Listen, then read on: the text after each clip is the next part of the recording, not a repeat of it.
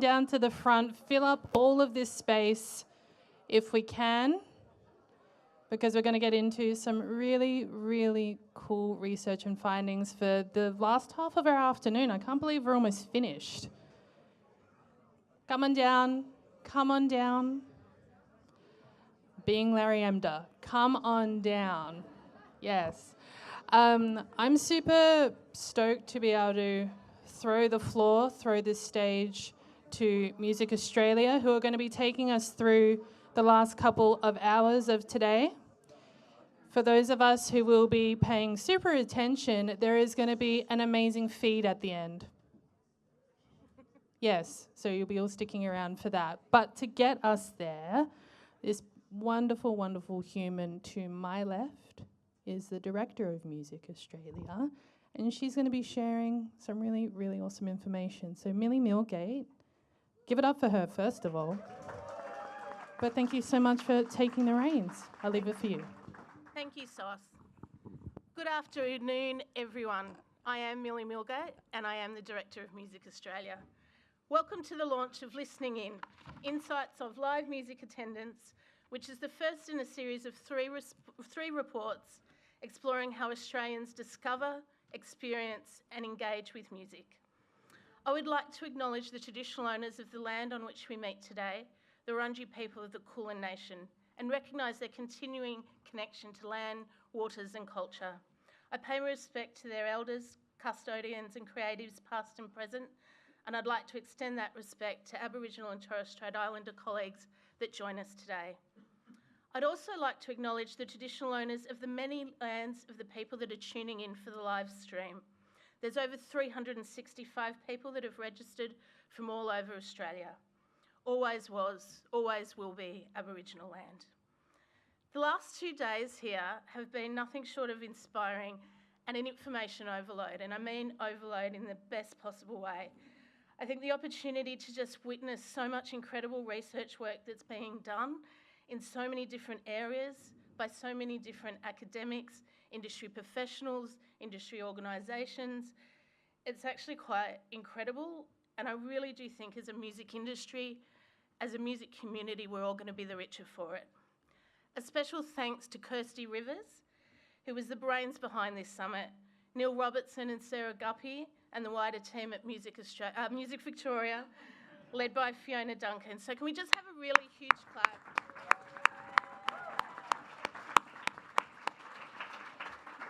Thank you so much for your inspiration bringing this to light, and in such a quick turnaround as well.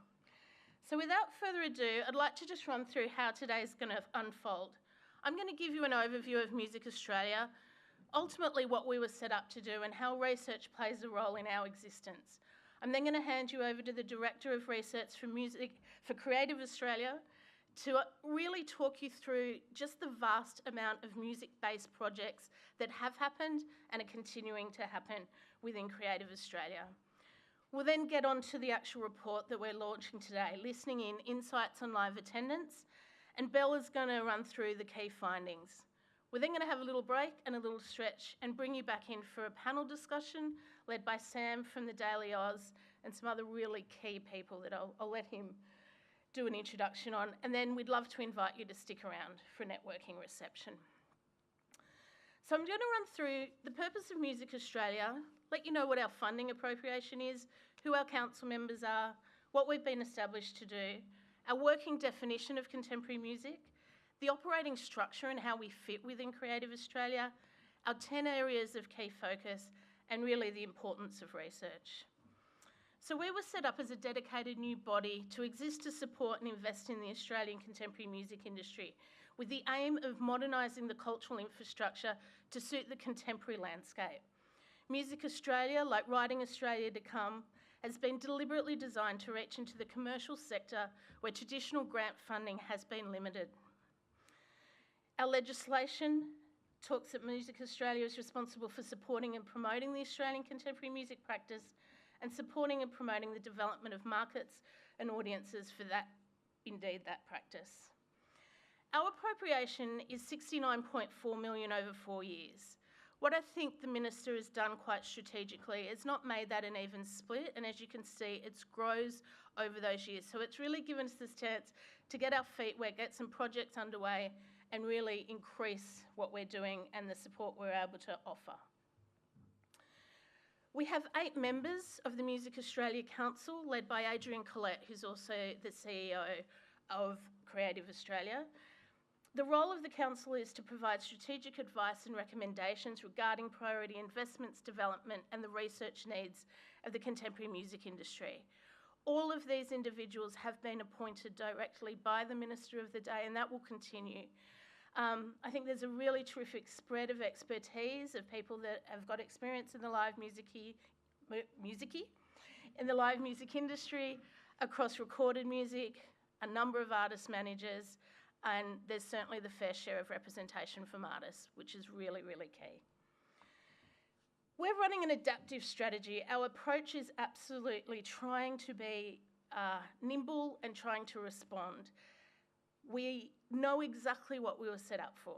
We don't have to question it. We pick up page 69 of Revive, and this is what we have been established to do.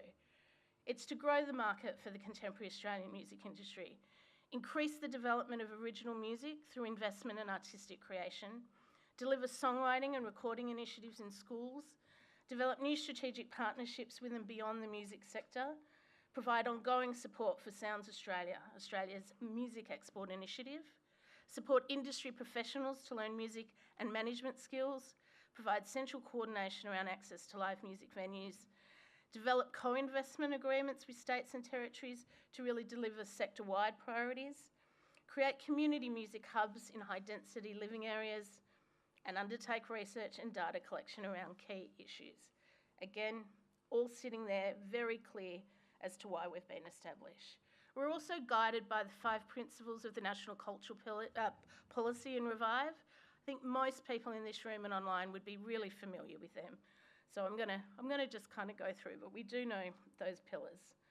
And we're also guided by Creative Australia's strategic goals. So I wanted to get into a little bit of how we do fit within Creative Australia, so I'll come back to that. The first thing we needed to do, and there was a lot of kind of talk about what would Music Australia look like, and in terms of what does contemporary music mean. So in order to start making those initial investments, the Council has landed on this as a definition.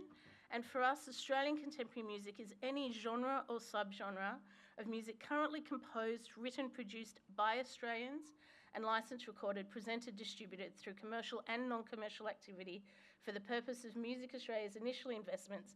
The focus will be on musical works that are new, original, and relevant to contemporary Australia. So there was a lot of, consideration, like, would blues be included? Would jazz be included? Would classical? Absolutely yes. Everything's included, so long as it is by an Australian, it is original, and it is new.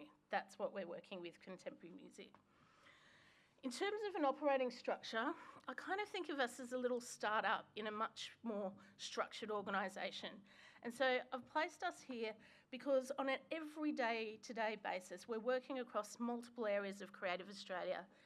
The team currently is myself and 3 other staff, so there's only 4 of us, but we really do have these tentacles and have the additional support of some incredible teams.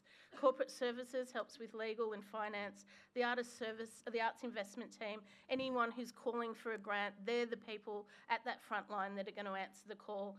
The Assessment Team, Government Affairs is a constant day-to-day conversations with them. Development and Partnerships, looking for additional opportunities for industry development. Business Systems, that's all that fun, you go into the portal, you get on the grant, you flux. Excellent, Business Systems people. The Comms Team, and importantly for today, the Research Team. And hand on my heart, I just have to say, the team, you're going to meet a couple of them today, I tend to get really, really choked up with nice things. Big fan of the Gilmore Girls. But I have to say, we wouldn't be able to deliver this kind of research in the time we have without the support of that team. And it's just, I think it's really worked in order for Music Australia to get going and hit the ground running. So I just want to give a bit of a shout out there. On the side here, these are other areas, some that are new that have just been set up, First Nations First and creative workplaces. We also work really closely with, but it's not really, it's more as a partnership, or we might work on some, specific projects in the future. The Creative Partnerships team, the International team, the incredible heads of practice across theatre, dance, visual arts, community cultural development, experimental and multi-arts, really important partners so that music also works across the council, and Writing Australia, which is yet to come, which is really exciting. I talked about 10 areas of focus that drive our decisions, and without fail, everything that we will invest in is going to fall into one of these categories. It will look at either First Nations investment, artist development, industry development, market development, and in that context for us, it's grassroots venues, fits in market development, regional and remote touring and touring infrastructure to the regions, music export, festivals, anything online where you can build new audiences online, and certainly relationships and developing opportunities with the screen sector, so across film, TV, advertising. Audience development, music education, research again in the green, discoverability and promotion, policy development, and making sure that we're also looking across diversity, equity, inclusion, accessibility, and environmental social governance. While I said something has to fall into one of these categories, in most instances, they're meeting 2, in many they're meeting 3 and 4. They really are just these constant driving focus that keeps us moving for 2025, because that may change. Just touching on the importance for research for us, we are absolutely committed to undertaking a robust program of research, drawing from Creative Australia's existing body that we're about to hear about, in addition to initiating new studies to address the contemporary needs. We're going to look at standalone and longitudinal research projects to underpin our work, and capturing that right data can be immensely valuable, continuously generating new and insights about changes in demand or competition. We want to be able to uncover any hidden patterns and really reinforce hypotheses that people already have. And ultimately, it's going to provide a much needed benchmark for us to measure our impact in time. So I would like to hand over now to Rebecca Mostyn, who's the Director of Creative Australia, just to talk through everything that you are doing, please.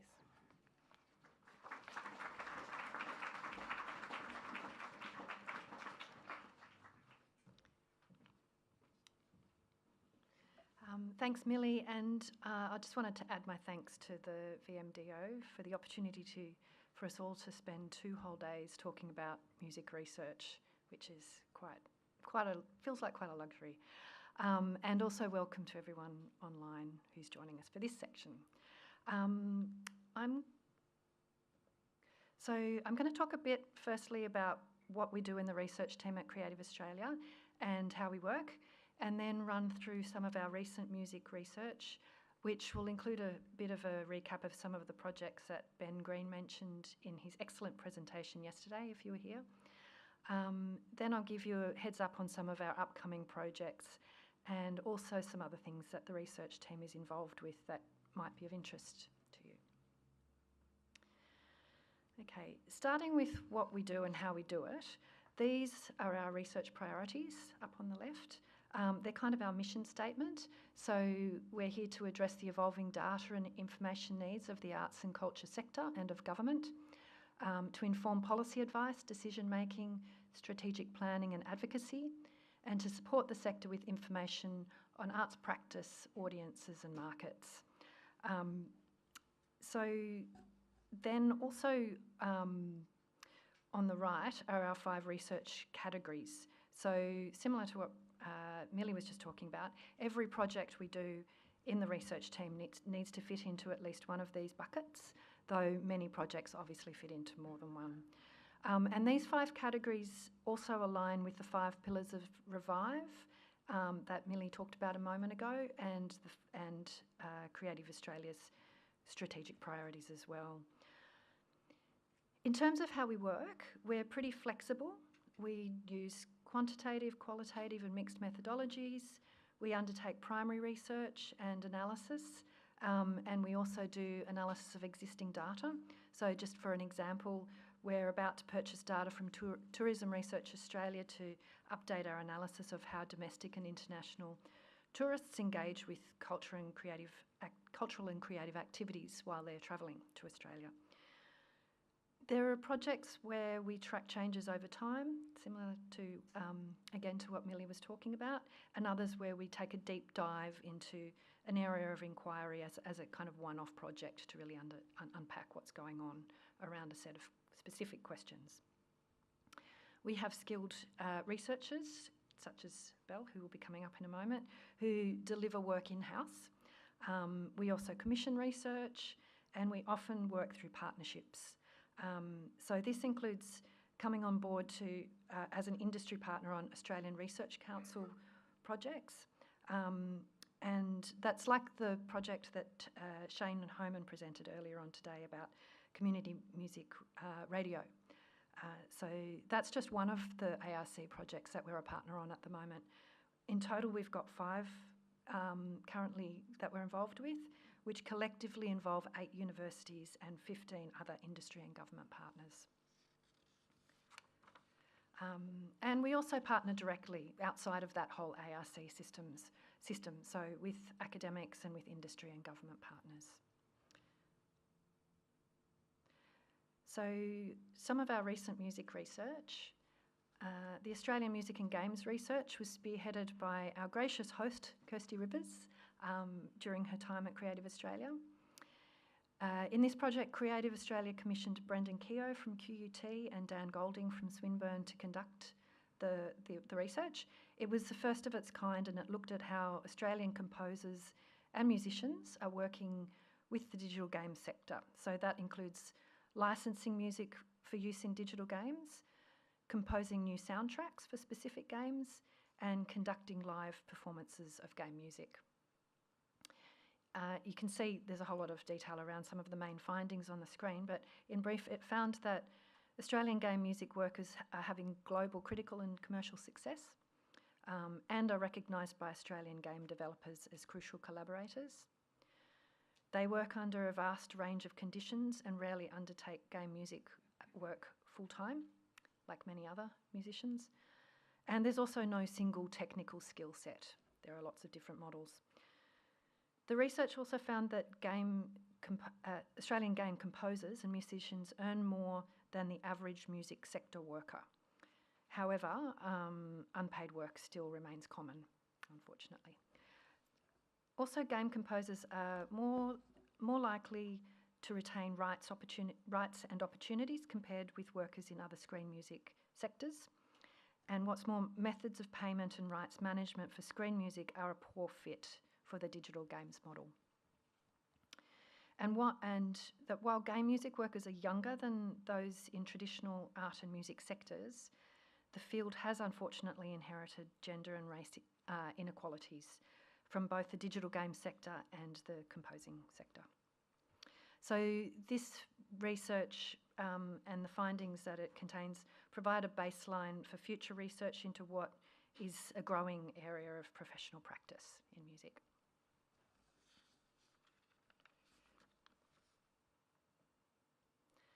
Okay, Ben also talked about the soundcheck reports yesterday. So the first report, these are the 2 reports that we did last year around music festivals, the last couple of years. So the first report was published in 2023, and it was an action set out in the Cultural Policy Revive. And it provided really foundational data on the music festival industry across the country. So yes, 535 music festivals were run in the 2023 financial year.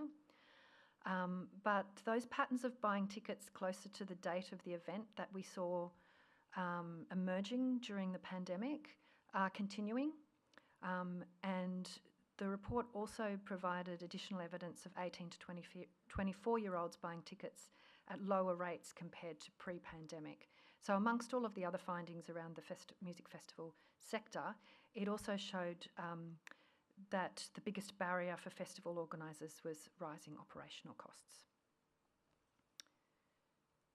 And when we put this one out, we also published a dashboard presenting data on that year's worth of music festivals, which can be searched and filtered by a range of factors, including location, time of year and genre. And we'd be keen to know how useful these sorts of dashboards are. So if you have any feedback, please let us know. We do kind of include dashboards where we can with a lot of our research projects. So yeah, interested to hear how useful they are. Okay, so we went back out to the festival sector for Soundcheck 2 in 2024, and that was at a time when several festivals were cancelling, not only across Australia but also in other parts of the world. And festivals were citing a number of reasons for the cancellations, including rising production costs and declining ticket purchases. So similar things that came out in the first Soundcheck report. So with Soundcheck 2, we looked more closely at these issues for different types of festivals. So examining the differences for large and small festivals and touring festivals, and also for commercial festivals versus not-for-profit, who obviously have different kind of financial models. So this one found that measures to address rising insurance and user pays policing costs would be especially beneficial to commercial festivals. And that changing ticket buying behaviour is not only creating uncertainty for festival organisers around, whether they're going to sell enough tickets to break even, it's also creating additional costs and risks. So that includes costs around additional marketing required to kind of get those last tickets sold. And the risks include the ability to secure insurance against cancellation, and impacts on other income streams such as food, beverages and merchandise. So these findings around ticket buying behaviour were one of the drivers behind the listening in research that we're launching today, amongst other information.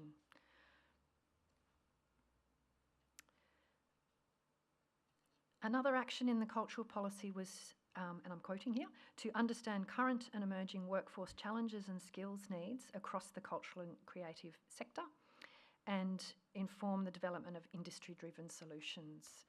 And we conducted the Creative Workforce Scoping Study for Services and Creative Skills Australia, or SACSA for short, which is a Jobs and Skills Council established by the Department of Employment and Workplace Relations. And the final report for this project was published just last month. Rachel Samoons, who's our friend and colleague from SACSA, talked about this work in a panel this morning if you were here. So you would have, for those who are in the room, you may have heard a little bit more about this project. So music was one of 6 sectors covered in the scoping study, and there are dedicated sections in the report that focus on the results for the music sector, so you can kind of hone in just on the findings around music. And as the subtitle says, the study examines what's needed to address challenges with critical skills and sustainable careers across these industries. So it looks at creative, technical and management roles across all stages of a career. And as I mentioned, 6 sectors. So it identifies specific roles that are in shortage, such as lighting designers, which came up for music and other performing arts, as well as systemic workforce issues and disconnections between industry needs and the training available. It's a really long report. But there is a shorter summary, and as I said, you can kind of skip the sections on the other art forms if you just want to hone in on the music results.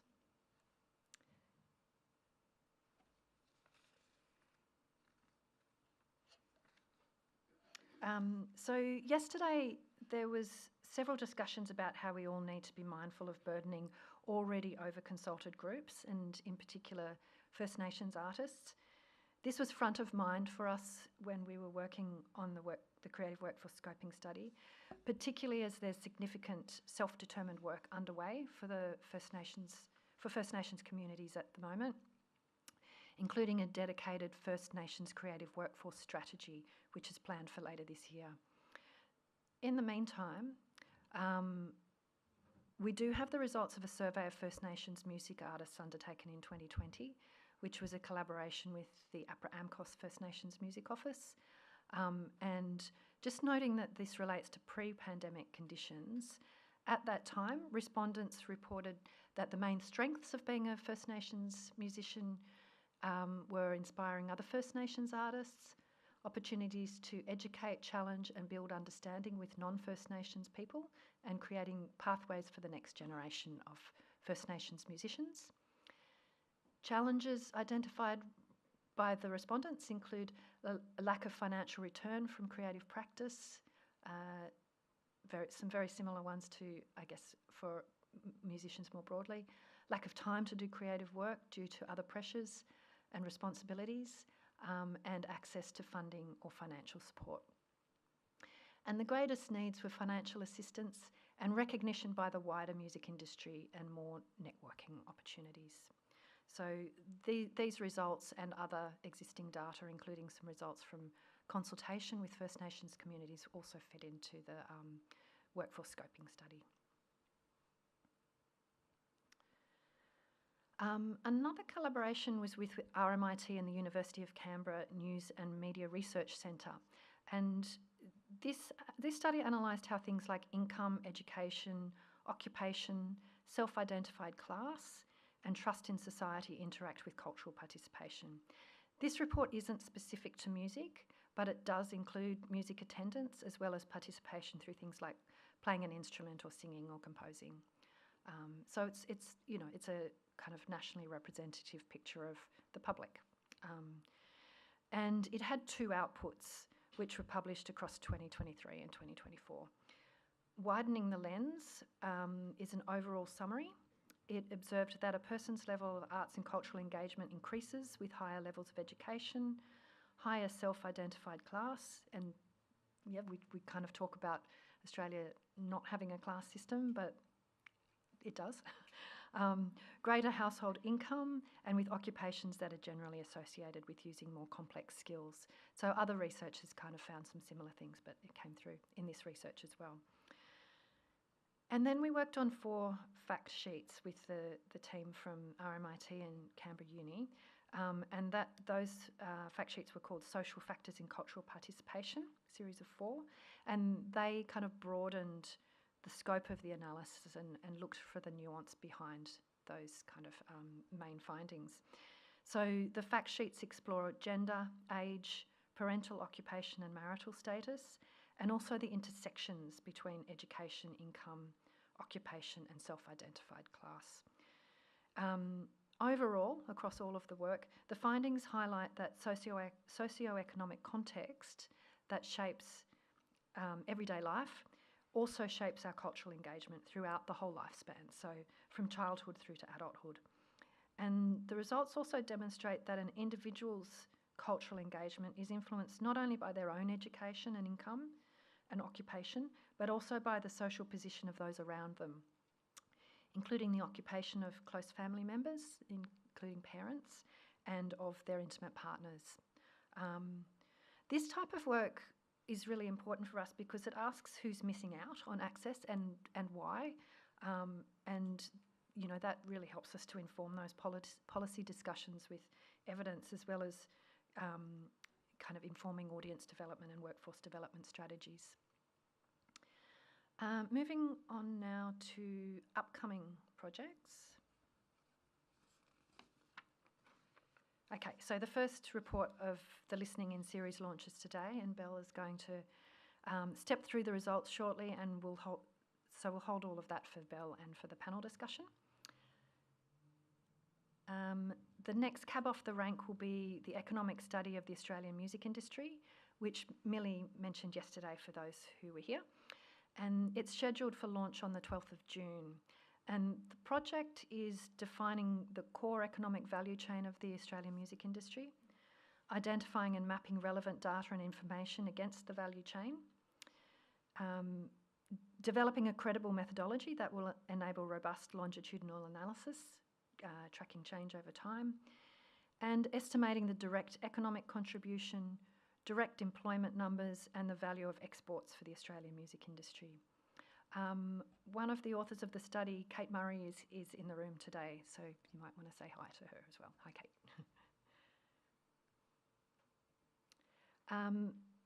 Up here on the screen is the core economic value chain, the components that are included in this analysis.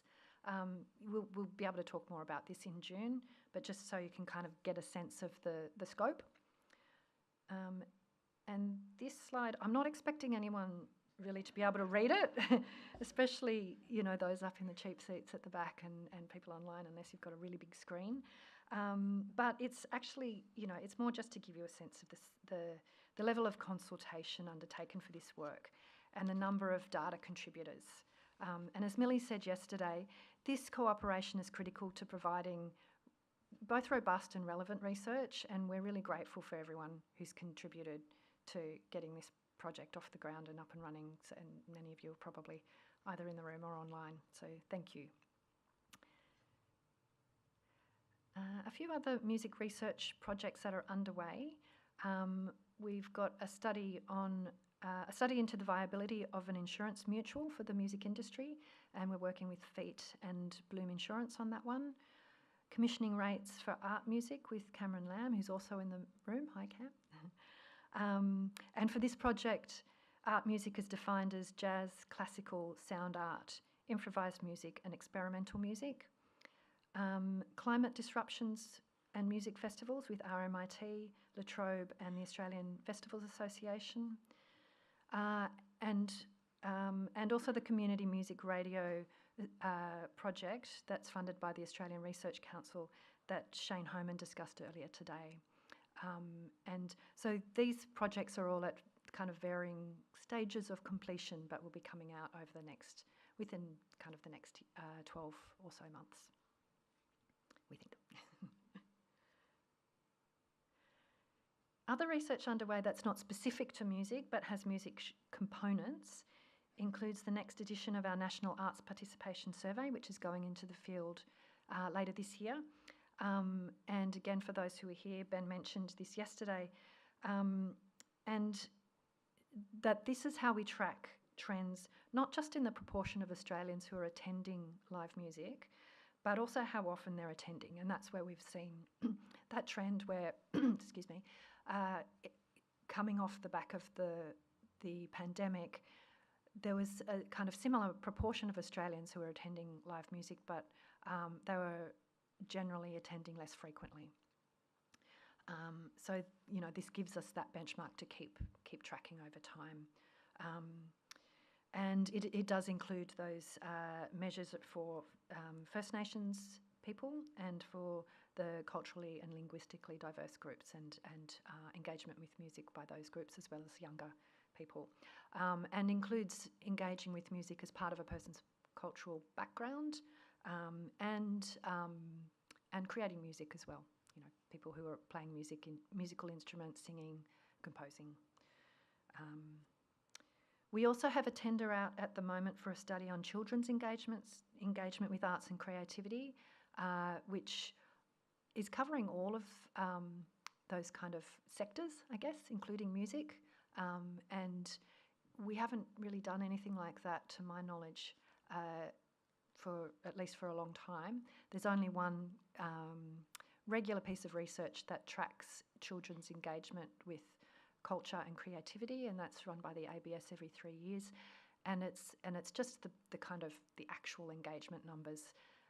This will really look at why, the kind of motivations, who's choosing what children do, who's kind of making those judgment calls, and what children are kind of getting out of it. So that will be a really, we think, a really timely piece of research given sort of generational change that we're seeing at the moment.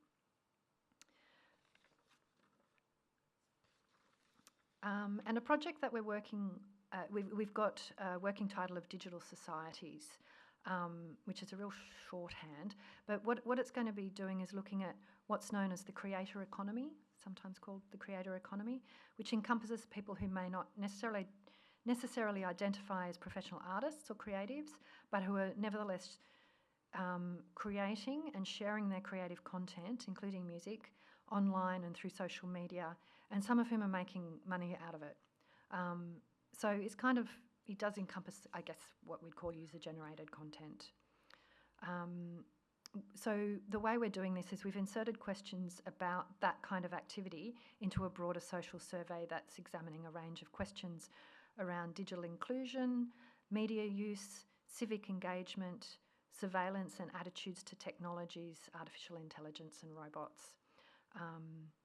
And we're working with the RMIT and Canberra Uni team again on that project.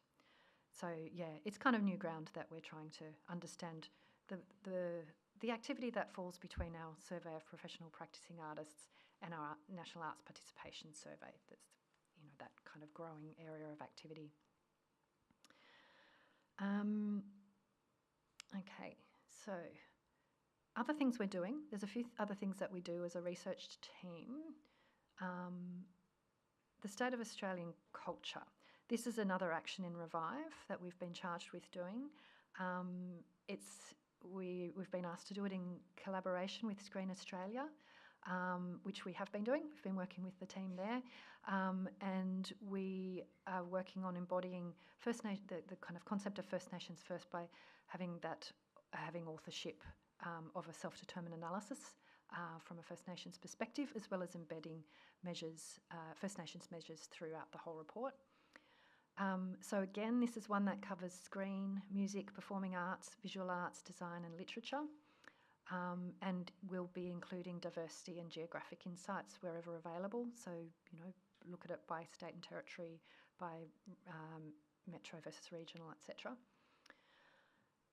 One of the other criteria is that we need to include information to better understand Australians' attitudes and awareness of issues relating to, again quoting, ethical sourcing, production and consumption of content, including content created by First Nations people. So this is around the fake art, the phenomenon of fake art, which is really impacting First Nations artists and communities. We were given by the Minister referenced the State of Environment report as a model, which some people may have seen. It's kind of, a set of measures that you can track over time where we're up to on those measures. And the way we're planning it is that it's going to present data, research and insights in a standalone website that will be updated as new data becomes available. And it will draw on a range of data, so we'll be doing some new work, but it will also be drawing on a whole lot of the stuff that we've been talking about the last couple of days as well. So commercial industry research, as well as university research, stuff that we do, stuff that other government departments do.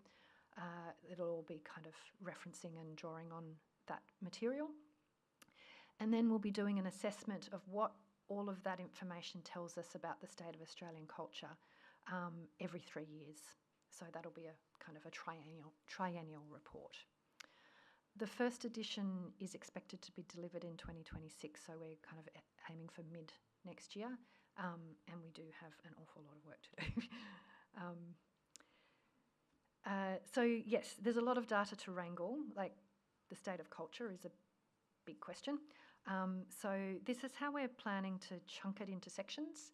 We're starting with the making and sharing of Australian stories, so that's things like, where the money's coming from, how much is being produced, how it's reaching audiences. Then the second section is how we value culture and creativity, so that's public opinions as well as and attitudes, as well as evidence around benefits and impacts. So that includes, obviously there's economic impacts, but there's also other types of impacts, social impacts, cultural impacts. The third section is who experiences culture and creativity, so that's really around engagement, attendance and participation, who's engaging, who's not, who's missing out and why, those kinds of questions. And then the fourth section is probably kind of one of the most, they're all important, but this one, none of the other things would happen without the foundations of culture and creativity. So that's, when we talk about cultural infrastructure, yes, it's kind of buildings and collections, but it's also regulation and legislation and government funding and those kinds of things. Tax incentives. And then also looking at organisations and businesses and the people and communities who are actually making the work. So that's how we'll be handling that. And the plan is that it obviously needs to cover all of the art forms that I mentioned, but we're planning to structure it in a way that you can kind of pull out the music components. We're still talking to the website team on that, but the vision is that you could kind of just hone in on music and pull out the relevant music sections from that report. So the state of culture is also giving us an opportunity to update and expand our electorate profiles. I'm not sure if people are familiar with this tool, but the way it works is you can go in and you select a federal electorate from a drop-down or a map, and then it displays information about the arts and culture in that electorate. So here's a screenshot of a randomly selected federal electorate. Oh, it's Melbourne. And one of the interesting things about Melbourne, obviously, over-indexes in a lot of areas, which, you know, we've talked a little bit about that over the last 2 days as well. But in the ticket buying data, it also shows that the highest proportion of overlap between people who are buying tickets to see sport and people who are buying tickets to see art. So it's a, you know, it's not an either or in this electorate.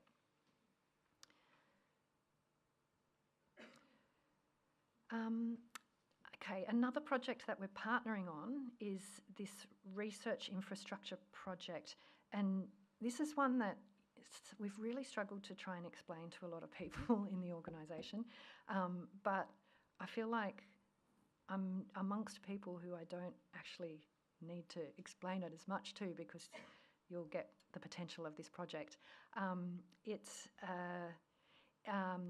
It's a project that has received funding from the Department of Education through what's known as the National Collaborative Research Infrastructure Strategy, or NCRIS, and this is the first time that this funding has gone to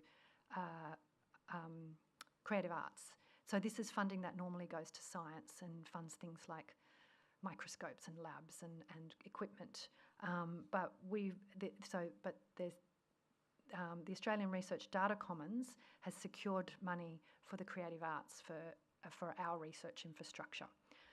So we've come on board as a partner. It's a 4-year project, $7.5 million in total. We have other partners listed there. There's one additional partner who will be coming, who's almost ready to announce, but not quite. So it kind of makes sense. It's a bit of a longer term project, and it's has the potential to renew. And in terms of what we mean by research infrastructure for creative arts, it's things like servers, it's things like the actual data sets, it's also capability, data analysis and research capability across the sector. So the project is kind of going to work on all of those factors. Initially focused on the data assets of the partner organisations, but then it will expand, and we'll be bringing in some experts to help us with all of this work as well. So just a little bit about the purpose. So it's about augmenting Australia's cultural data capabilities, and it's aiming to augment and anchor Australia's cultural data sector, secure existing data sets by strengthening their technological architectures, and we've heard about and talked about a lot of different data sets over the last couple of days. And a really important aspect is facilitating interoperability between these data assets, because a lot of them are kind of standalone. There are data sets that sit with organisations that have no kind of, they don't speak to any other data. So that it can actually kind of, there can be discussions between the data sets, between their research and industry communities. And part of it is also around developing Indigenous data governance. There's a First Nations fellow who is leading that work, and reparative description and accessibility principles. And there are two kind of sets of principles that are set out on the slide there about how the kind of approach to working with data infrastructure, that it's findable, accessible, interoperable and reusable or fair, and also care, which is around collective benefit, authority, who has authority to control it, who has responsibility, and that it's based around ethics and ethical use of data. So it is going to be addressing Indigenous data sovereignty through this project. And it's also about kind of upskilling the sector stakeholders in cultural data management and analysis, so that we can all get more out of all of the data that's kind of swimming around. So I'm really excited about this project. It has a lot of potential for us to, rather than necessarily always collecting more data, actually making better use of the data that we've got, and giving people, I guess, more skills and more information about how they might use the data they're collecting. And just one last thing I wanted to mention is a couple of other things that we're involved with. We've restarted what's called the Cultural and Creative Statistics Working Group, which is a really boring sounding name, but it's served this really vital function since the 80s, where it's a meeting of those people within the state, territory and federal government departments and agencies that deal with cultural research, analysis, insights, data, to meet regularly to talk about what we're doing, and it also forms the basis of an MOU with the Australian Bureau of Statistics around their collection of cultural data. So that collection is always informed by the states and territories, Screen Australia, Creative Australia, the Office for the Arts, the priorities around research and data collection by the Australian Bureau of Statistics, and through us, the sector needs of data. So that it was discontinued during the pandemic, and we've started it up again. So Creative Australia is now hosting that. And we've had a couple of meetings, and it's a really great forum to make sure that we're all kind of across what each other is doing, that we can all inform our kind of relative stakeholder groups, and that all of the kind of, I guess, we talked a little bit yesterday about the ABS frameworks and the ANZCO categories around occupation, the occupation codes, which are now going to be called OSCAR, and also the ANZIC categories, which are the industry classification. So all of the things that need to be changed, need to be updated, need to kind of keep up with what's happening in the sector, that we have a conduit to talk to the ABS about all of that as well as working on projects together too. So that's just another thing that we're doing as part of the research team. I'm not sure where I'm up to time-wise. And do we have time for a couple of questions? Yeah, does anybody have any questions about the Creative Australia research? It's okay if you don't. Sorry, and for those online, we're just taking questions in the room, so I'll repeat any questions. So.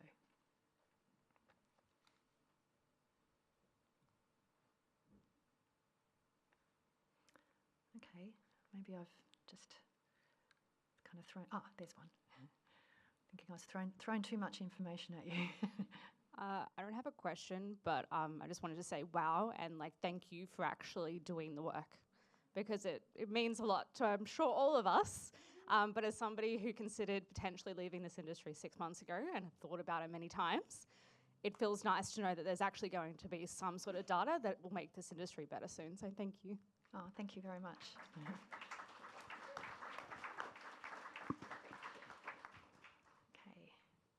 One more question. Just wondering, particularly around Music Australia's involvement in that, and the partnerships with commercial entities, and ensuring that commercial data is coming through as well, and issues of transparency from companies, etc.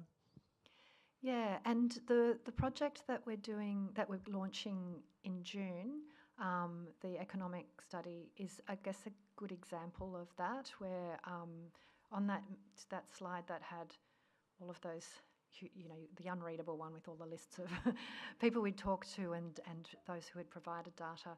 Some of those were government organisations, but it did also include commercial entities. So I think, the discussions that we've had around the need to have that picture of the sector, that map of the sector, and what it's doing, what it's worth, what it's generating, is something that is valuable for the whole sector, including the commercial parts of the sector. So, Yeah, I think, that was a really great example of people being comfortable sharing data for that purpose under, strict confidential provisions, of course. And Creative Australia and Music Australia as well, we obviously treat all data that's shared with us as strictly confidential, and it's only ever aggregated and used according to those principles. But we've got, I guess, a bit of a model for how that can work across commercial, across philanthropic and government.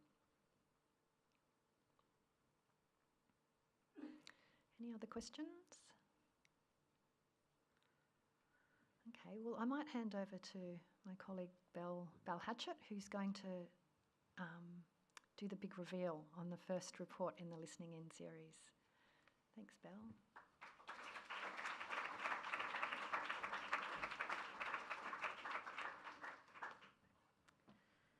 Thanks, Rebecca, and hello, everyone, both in the room and online. I'm not sure where to look for online.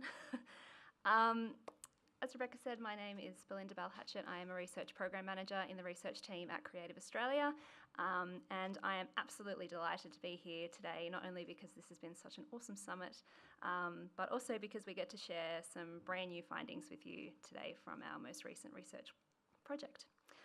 I'm going to start by giving a little bit of an overview of the broader research project within which this report sits, and then I will go into the methodology and our key findings from the report itself.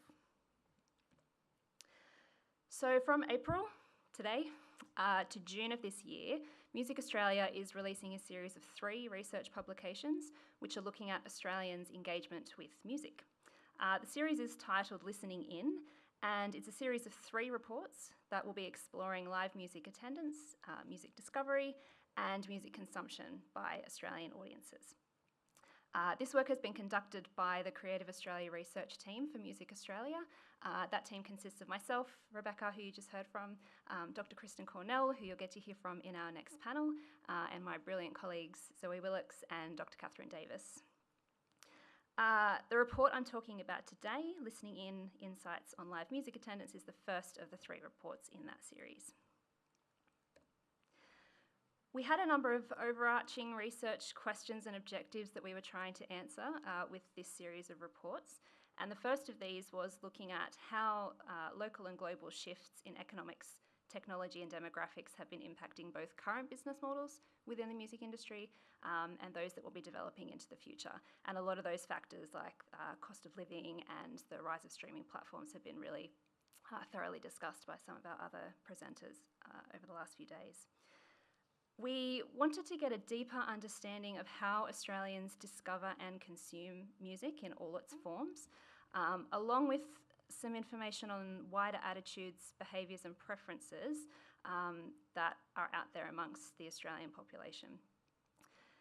This research focuses on how Australian music sits within the overall music diet that Australians are consuming, and it also focuses on how people are feeling about Australian music, those thoughts and attitudes that people have, current access to Australian music, and any barriers that are in place that are stopping people or making it difficult for people to access and consume Australian music.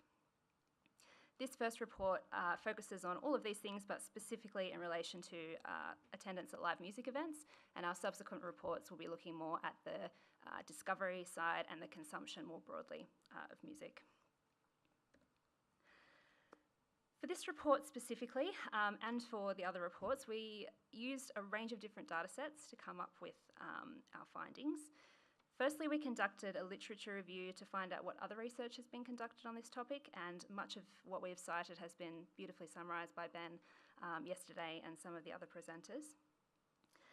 We then conducted an analysis of a nationally representative sample of data, which was purchased from Nielsen, a market research company. And this gave us insights into behaviours, attitudes and preferences towards music for the general Australian population. So it's based on a nationally representative weighted sample of about 30,000 Australians. And because these surveys are repeated every couple of years, we've actually been able to look at trend data with this from 2019 through to 2024. So it's given us a really rich picture over the last 5 years. We then conducted a series of focused surveys with what we call our music engaged people, and these are people who are actively engaged in finding, consuming music in all its different forms. And we accessed this group through a partnership with Untitled Group in collaboration with both the Daily Oz and the Push. We did 4 surveys in total, and 2 of those surveys have been drawn on for this specific report. And each of those surveys got more than 3,500 responses. So we had an incredibly good response rate that we were stoked with, and that was largely due to our partnership with those organisations. And finally, we conducted a set of 9 focus groups featuring a range of people both actively and passively engaged with music across a range of demographics. And we recruited these people partly with support from the Push because we were really keen to make sure that the voices of young people were represented and included in this research. So what did we find? Overall, and I think this has come quite clearly through over the course of these few days, we found that music and live music experiences are important to the majority of Australians, and this is particularly true for young people. Our Nielsen data showed that in 2024, more than 6 in 10 Australians, 62%, agreed that music is really important to them. Sorry, agreed or strongly agreed that music is really important to them. And this was an increase of 59% from 2019. So that sentiment is only growing stronger. When it comes to our music engaged participants, so those that completed our surveys, we found that, again, most feel that music is very important to them, particularly for their health and well-being. So more than 9 in 10 of our survey respondents, 92%, said that live music events have a positive impact on their sense of well-being and happiness. And this included 59% who said it had a very big impact on their well-being and happiness. And we also found that almost 3/4, 72% of our participants said that live music events help them deal with stress, anxiety, and depression. So music is really important to people. They value it as part of their everyday life. We also found that Australian music, in particular, is highly valued by our music engaged participants, and there is a keenness amongst this group to see more of it and to engage with more live Australian music, which is wonderful. 66%, so about 2/3 of our survey respondents, said they would like to listen to more Australian music. 62% said that they feel a connection to Australian music, and almost half, 48%, said that they want to attend more live music events featuring Australian artists. So there is appetite there. But while there is this keenness to see more Australian live music, many music-engaged people are in fact instead prioritising those really rare international acts who only come to Australia once in a blue moon, because those acts are seen as a kind of a once-in-a-lifetime opportunity that might not come around again. You know, Taylor Swift only has one Eras tour. If you don't go, you miss out. So we found that FOMO, fear of missing out, plays a really big role in attendance at these type of big events. Many of our focus group participants said that if an international artist that they adore is coming to Australia, then that's an opportunity that they just can't miss. And many people are therefore willing to break the bank and spend everything they can in order to be able to see these acts live. In particular, those from regional areas often spend much more than just the ticket price when it comes to getting to these events, because these artists will only tour Sydney, Melbourne, big cities, and that means that people have to travel from regional and remote areas.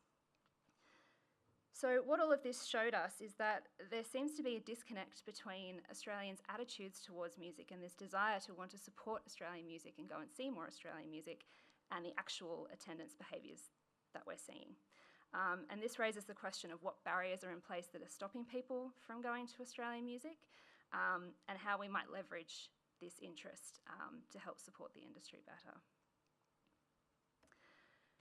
When it comes to attendance, our literature review and Nielsen data showed that attendance overall for live music is increasing. But at the same time, there's declining attendance for live music at smaller venues like pubs and clubs. And these tend to be the places where new artists are sort of finding exposure and growing their audiences. On this slide here, this chart is from our Nielsen data. You can see major venues on the left, that's your left too, good, and pubs and clubs. And the dark blue bar is 2019 and the light blue bar is 2024. So major venues on the left, you can see has stayed consistent over those 5 years at 33% of people who attended at least one event at that venue in the past 12 months.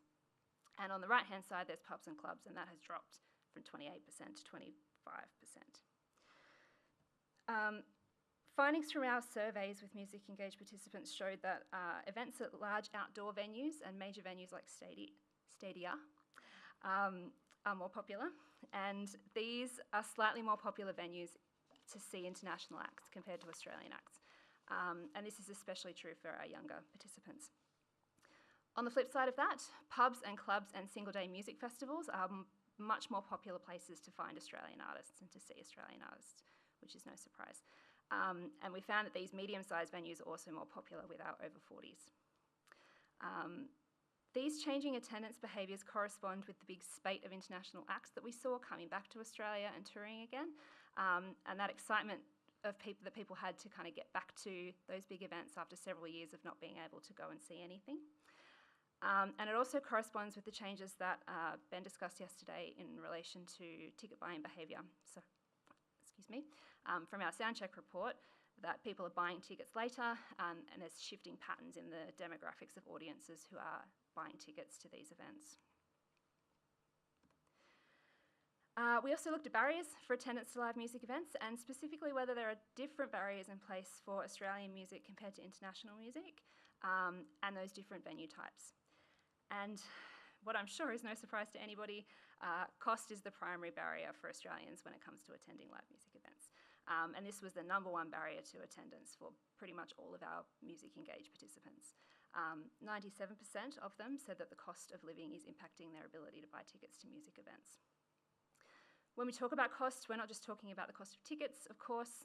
Things like travel, accommodation, food and drinks at the venue, all of these things can add up, and they act as a significant barrier to accessibility for people going to events. We also asked our survey participants whether there was an event that they wanted to attend in the past 12 months, but they didn't. And if they said yes to that, we asked them why they didn't attend. And cost came out there as the biggest reason as well. The cost of tickets was the reason that most commonly people decided not to go to an event that they would have gone to otherwise.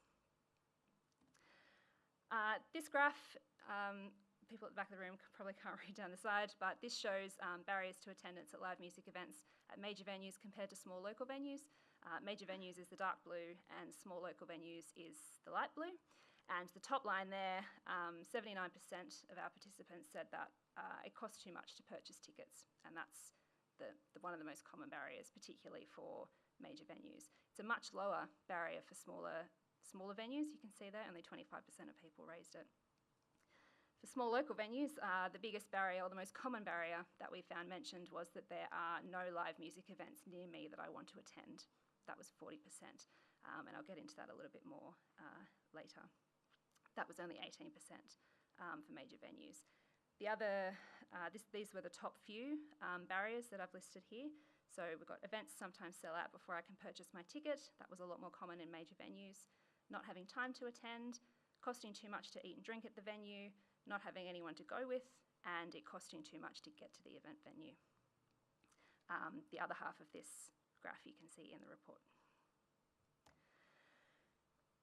While cost is cited as the #1 barrier to attendance for all groups, and that was across all data sets that we cited in this research, the detail of the findings shows that the story is a little bit more complex than that, because there are other considerations and factors that interact with cost in different ways for different groups. For example, we know that the cost of living is concerning to many young Australians, but what we found is there is actually a willingness there to spend money on the things that matter to them, even though cost of living is a concern. So our Nielsen data showed that despite more young Australians saying that they're feeling less financially secure in 2024 compared to 2019, they're spending more on entertainment and leisure in 2024 compared to 2019. And there may be some other factors in play there, as in things are more expensive now, so it costs more, but it's an interesting finding nonetheless. And we also found that many are saving up to attend live music events that are important to them, and they're prioritising these things over other things when it comes to spending their money. 72%, so almost 3/4 of our Music Engaged survey respondents reported that they had saved up to attend one or more major live music events over the past 12 months, and that was much more common amongst young people than it was amongst our older people. But many of our focus group participants spoke, and this was mentioned earlier today, about frustrations with ticket buying processes. So they're keen to get those tickets, but they can't always because of long queues, stressful buying processes, limited seat availability, and dynamic ticket pricing that can change the cost of the ticket in the middle of a purchase. Partly in response to this, a lot of our music engaged participants, 83% of them, reported that they're using secondary ticket markets to either find tickets to sold out shows or try and get cheaper tickets. We also asked people, when you're thinking about buying a ticket to a music event and you're trying to figure out if it's worth the cost, what kind of factors do you consider when you're making that decision? And 89% of our survey respondents said that the artist or band lineup at the event is the most important thing that they consider. So who's playing? And that will decide whether I'm going to spend money on this event. The second most important factor there was the cost of the tickets compared to similar events. So people are weighing up, you know, I could go to this concert, I could go to this show, what do I spend my money on? Cost isn't the only barrier. There are obviously a lot of other barriers that can prevent Australians from attending live music events. And these include not just factors related to the live music events specifically, but we also found some broader behavioural changes that are going on amongst demographic groups that might be having an impact on attendance. So for the general population, our Nielsen data showed that trends like this include a declining interest in going out, and this was particularly prevalent in the younger age group. So more young people are reporting that they prefer to stay in than go out in 2024 compared to 2019. And obviously that has an impact on going to events. For our music engaged participants, when it comes to smaller venues, barriers include a lack of interest in offerings at what's on at smaller venues, as I mentioned earlier, as well as a general lack of awareness about what is playing and when. More than half, 51% of our music engaged participants say they don't know where to find out about local Australian music. And young people were a lot more likely to say, I really want to go to more live Australian music, but I don't know where to find out about it. Not knowing about the event until after it happened was also a reason why many music engaged people didn't attend an event that they would have attended had they known it was happening. People living outside of major centres, so our regional and remote participants, also reported that they are feeling underserved when it comes to live music offerings in their area. Music engaged respondents in these areas were far more likely to say there was a lack of nearby events that they want to attend, and that this is a barrier to them going to more music. And that was both at major venues and small local venues. These participants also obviously experience additional costs and barriers, distance and time when it comes to going to live music events. And in contrast to some other research that's been done in this area, accessibility and safety weren't raised as major barriers by the majority of our music engaged participants. We had about 2% of people raise safety and less than 1% raised accessibility. But for the people that did note them as barriers, they were really significant barriers for those people.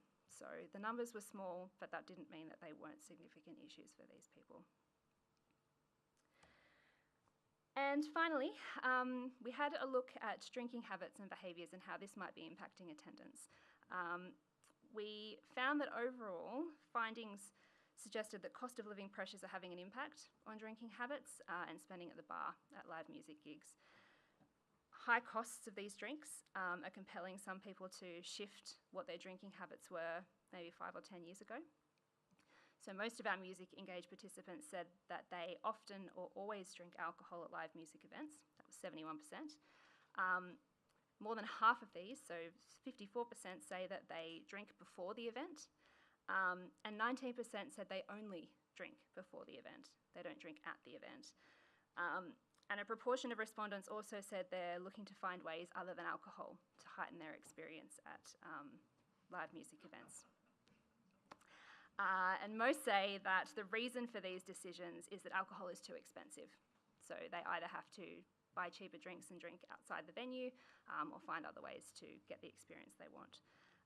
Others say that they prefer to drink beforehand because it's more fun to socialise and it gets people in the mood for these events. So cost is not the only reason, but it's the most significant reason. And that's what this chart here is showing. So this this is showing drinking habits of people.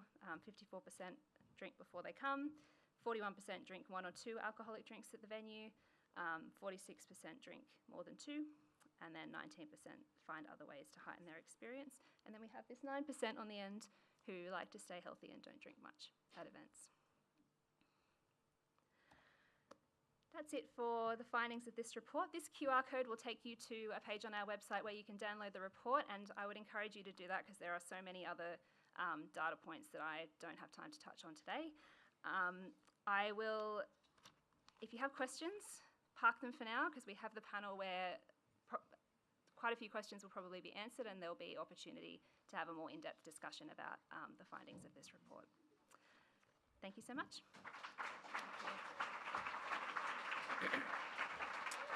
Thank you to both Belle and Rebecca. I'd also like to take this opportunity to thank Alana and Gabrielle, who are the terrific Auslan interpreters that have been working today. We're going to have a little break. Everyone can have a stretch. If you can get to the bathrooms, get a little bit of water, and we'll meet back at 3:30 for a panel discussion. Thank you.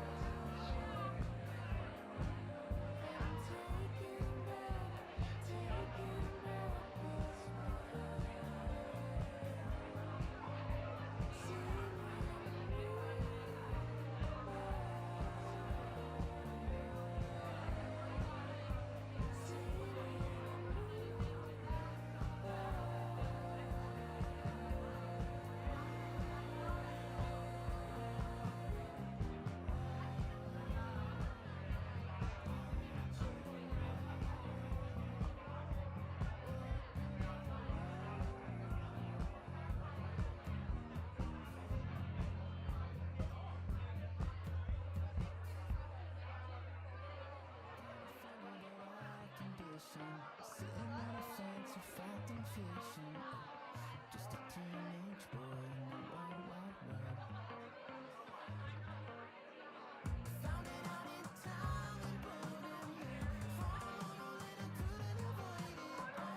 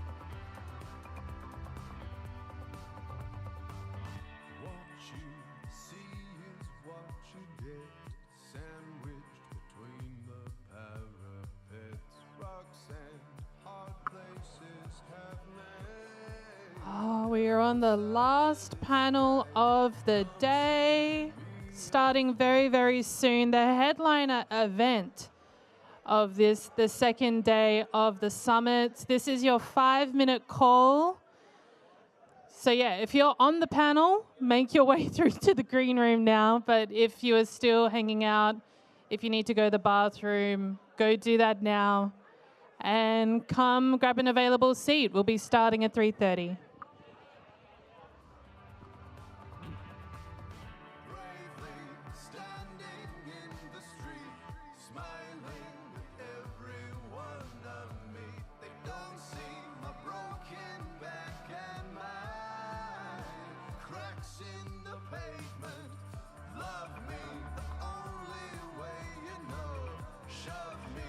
renovate my bones. I'll be always waiting.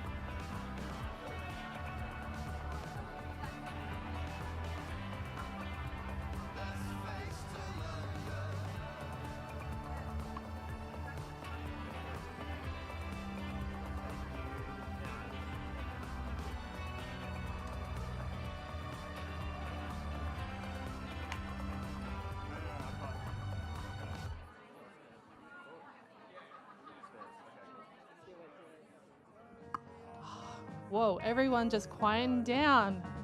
That's called listening and development. We love that. We've still got some free seats. I think come get cozy, come get cozy. We've got our final panel session about to kick off. But before we do, I want to just get everybody to give yourselves a pat on the shoulder. I know that this has been, yes, actually doing it. I love that. I love that.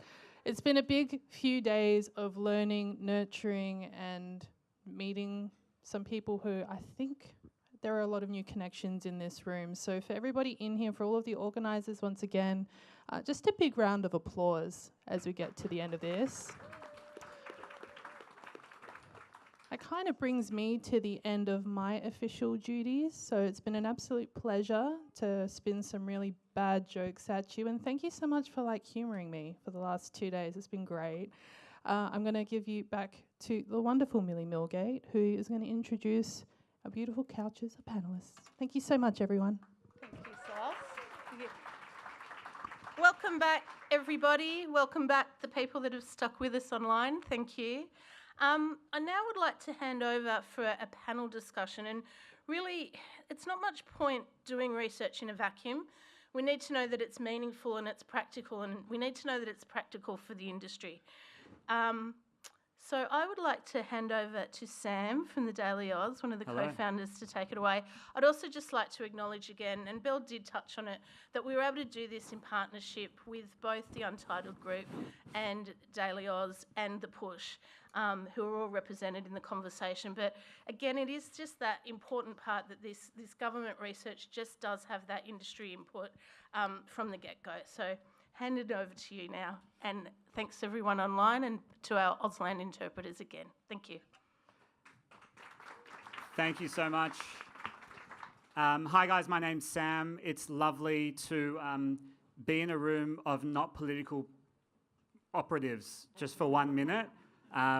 It's a lovely, refreshing feeling. I am the co-founder of a company called the Daily Oz, and I reckon this week is one of our biggest weeks.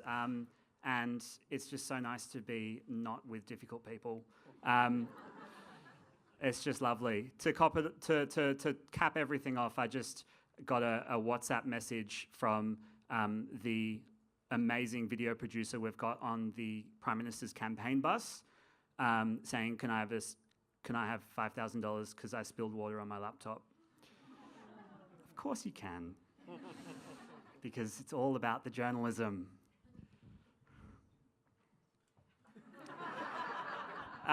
Guys, let's talk about music.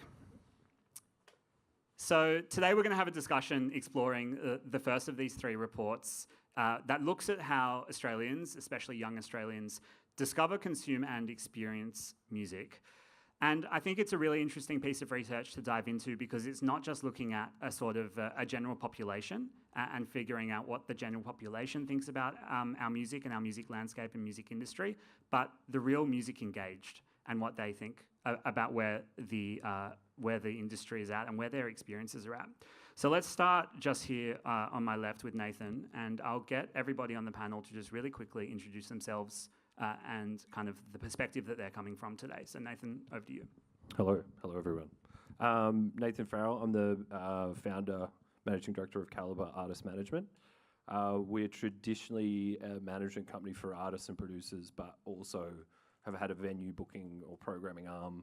I've been programming venues for 20 years and been in the music industry for 25.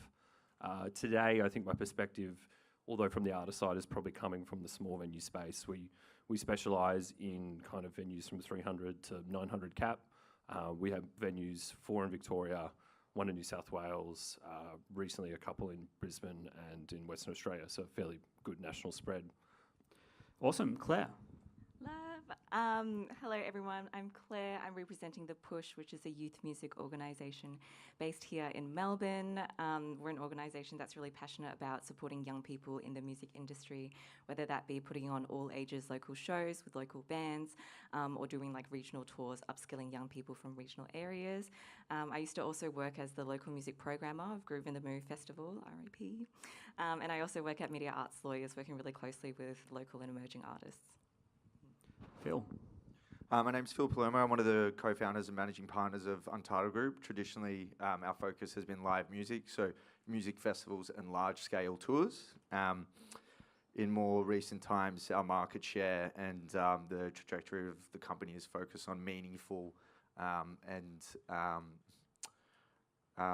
to align with our values, ethical investments, especially over the last few years post-COVID, like sustainable and environmentally friendly vodka brands and a number of other things. So overall an entertainment company, but the core of us are live music and music festivals such as Beyond the Valley, Pitch Music and Arts, Wildlands Festival and more.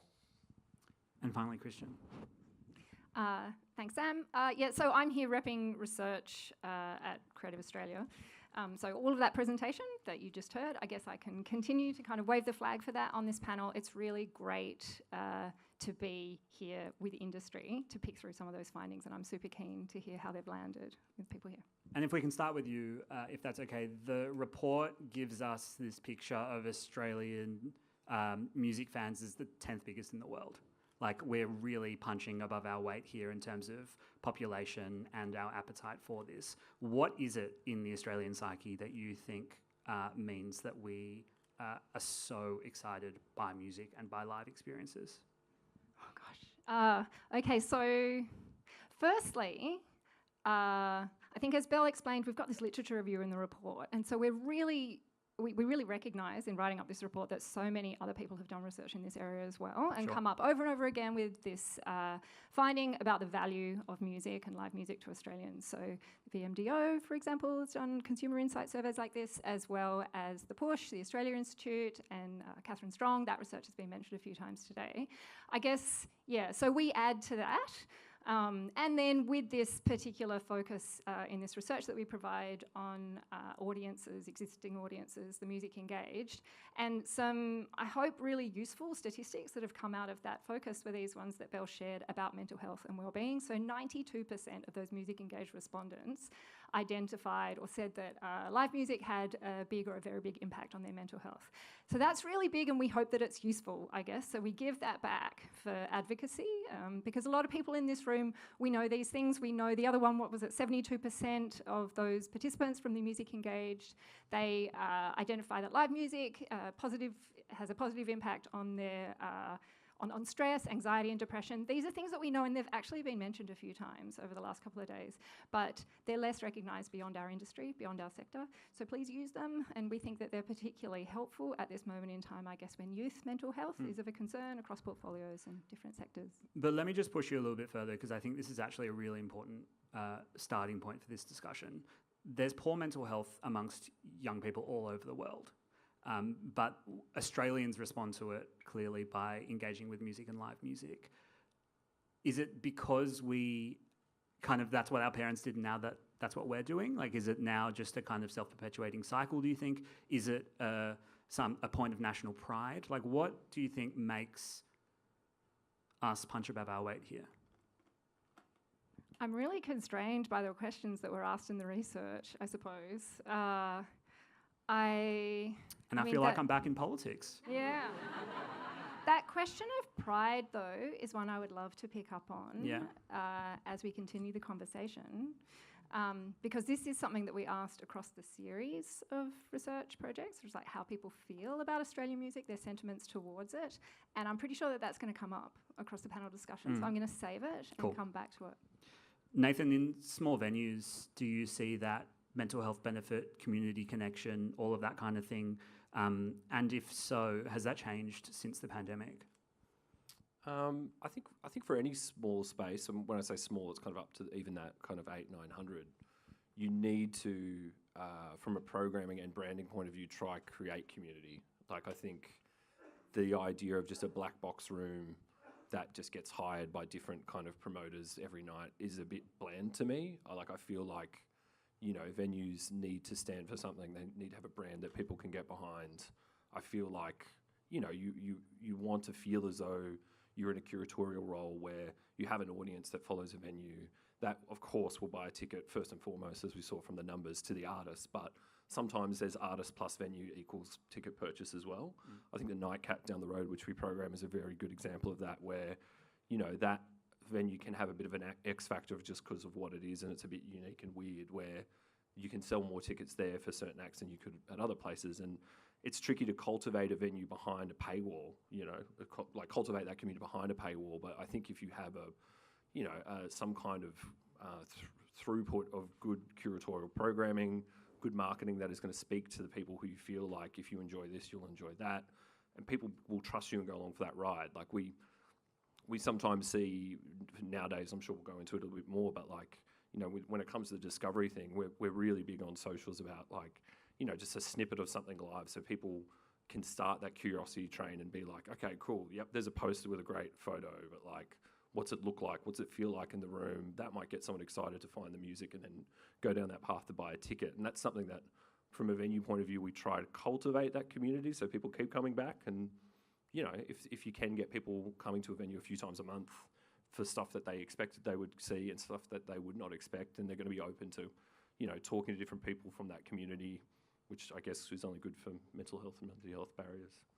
And Claire, what's your take on this sense of music being a kind of mental health remedy for young people? Are you seeing that on the ground? 100%.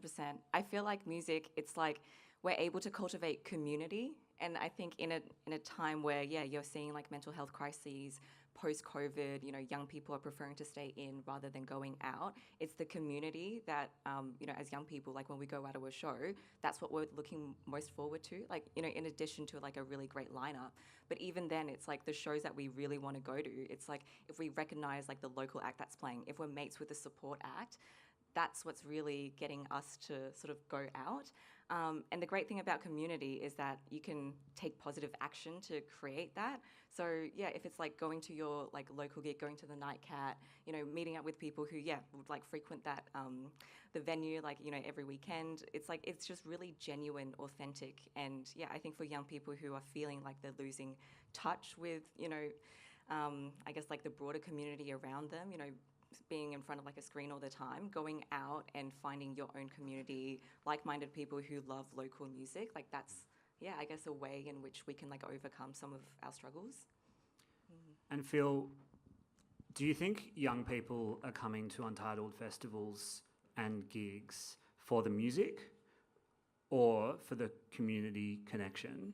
And I think your answer is probably going to be both, in which case, has that balance shifted, do you think, in recent years? The balance is, it's kind of like a never-ending seesaw of where we need to constantly invest in the festival experience and the talent on the lineup. Without those headliners, we won't hit our, you know, our KPIs, effectively our break-evens. At the same time, with the rising costs to produce these festivals, it is getting harder and harder to deliver these world-class lineups, which are full of international pop stars all the way through to that mid-tier Australian bands that get the exposure for us to be a part of and participate in fostering talent. I mean, you look at Beyond the Valley, the year that just passed, we had, you know, the last few years, artists like from Nelly Furtado to Rufus Du Sol and Dom Dollar, who, you know, you look at Dom Dollar, he almost sold 200,000 tickets on his last tour, but it gives the artists that are playing during the day the opportunity, just like, you know, 5-6 years ago during the day on Splendour in the Grass and Falls Festival and stuff, where bands like the Grogans at Beyond the Valley played to a completely full amphitheatre because of that headline talent up the top that people are purchasing tickets for, and then discovering emerging talent throughout the process. But to go back to that seesaw, the festival experience is so important. And an interesting correlation that the survey has found is the really positive results on mental health, the impact on depression, anxiety, and stress for young people.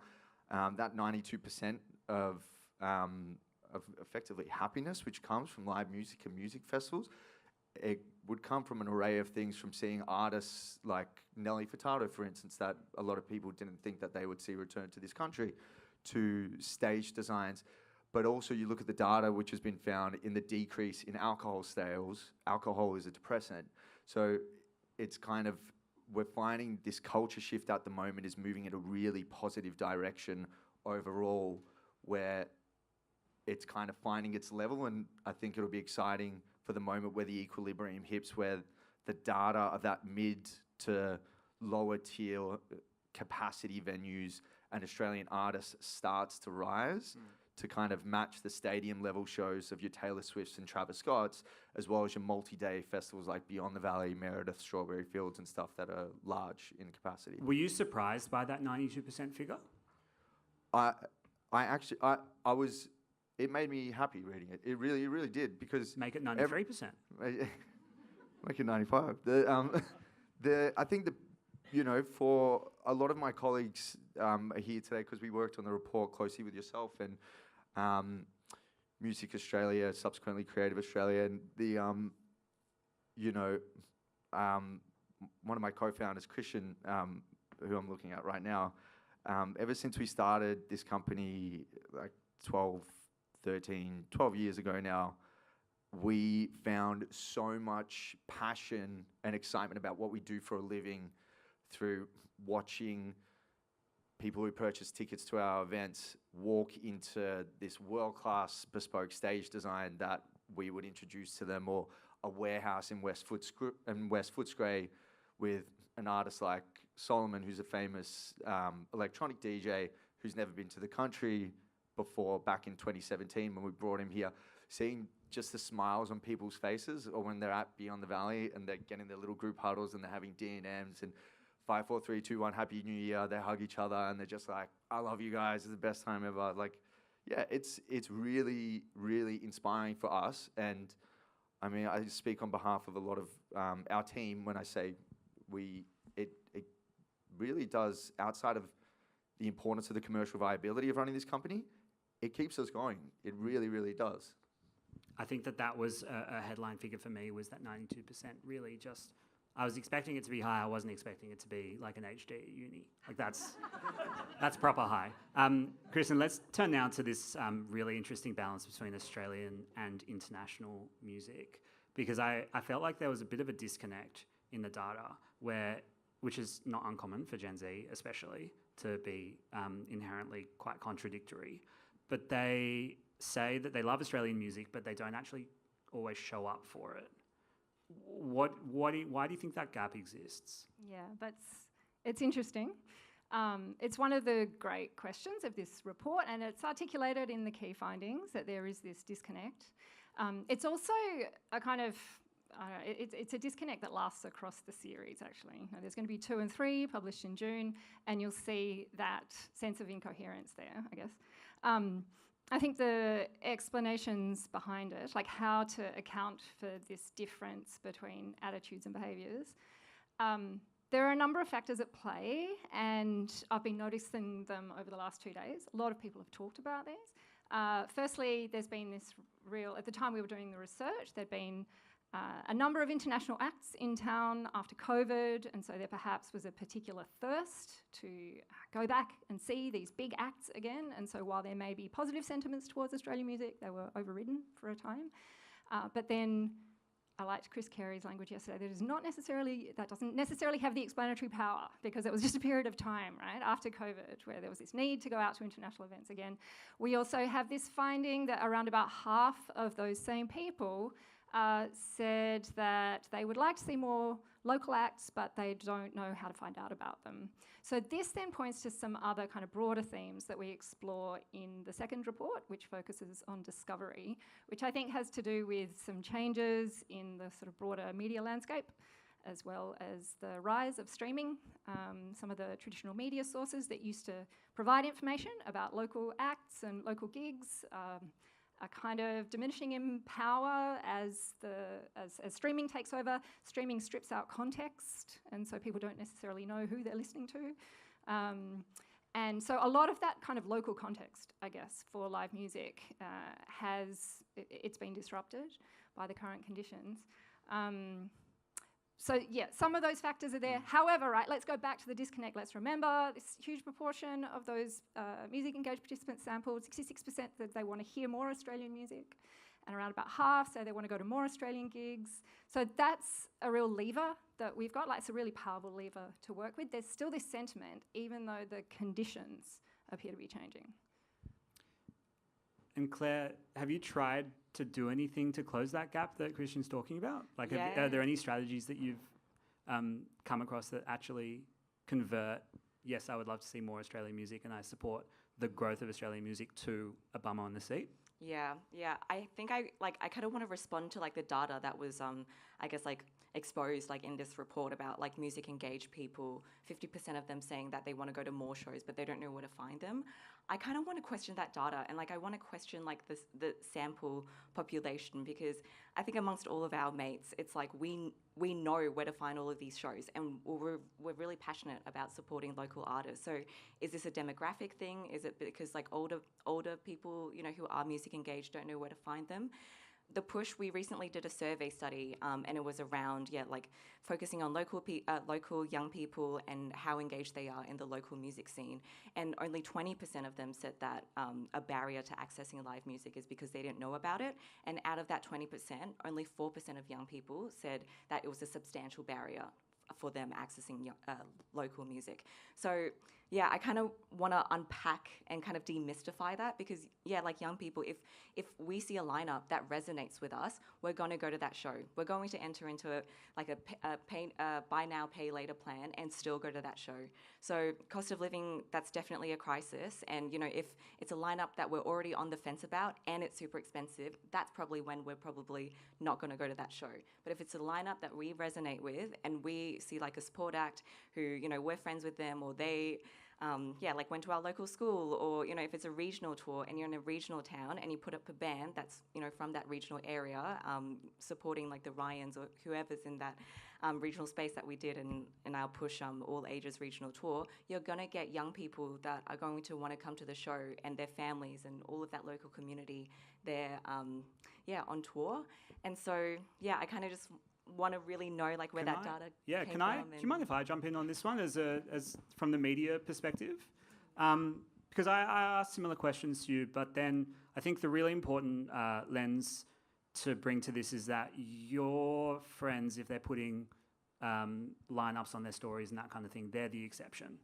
And especially, I mean, I am nothing but a humble Bondi boy, and here I am in the coolest part of the coolest city.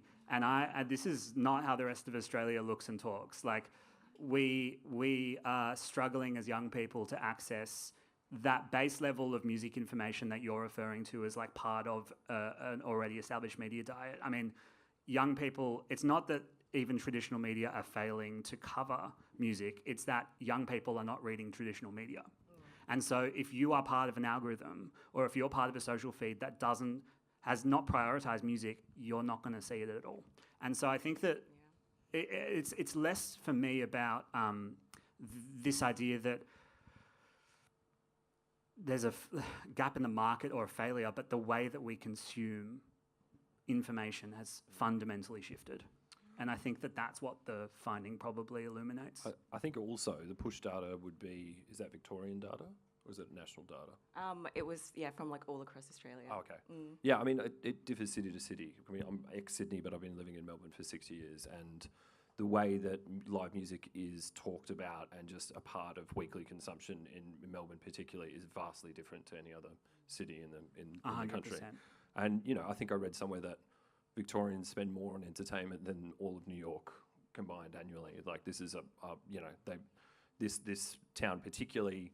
You know, I've never had interactions with mates who are like, what gigs are you seeing this weekend? It's not like, are you going to a gig this weekend? It's like, which ones are you going to make it to? Which ones are you not? You know, and I think that's something that's very special to this town. And I would say that Melbourne probably, you know, and from all ages is pretty engaged in trying to find out what's going on and trying to keep up to date with things.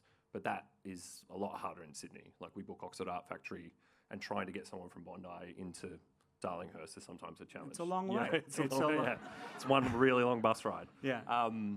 So, you know, I think there's things to be celebrated out of the report, and I would say that there's a lot of good things happening in Melbourne, a lot of good things happening in Victoria, and equally really good things happening in WA and Queensland. And it's just like, how do we, you know, figure out what works really well in Melbourne and drop a little bit of that in WA or vice versa.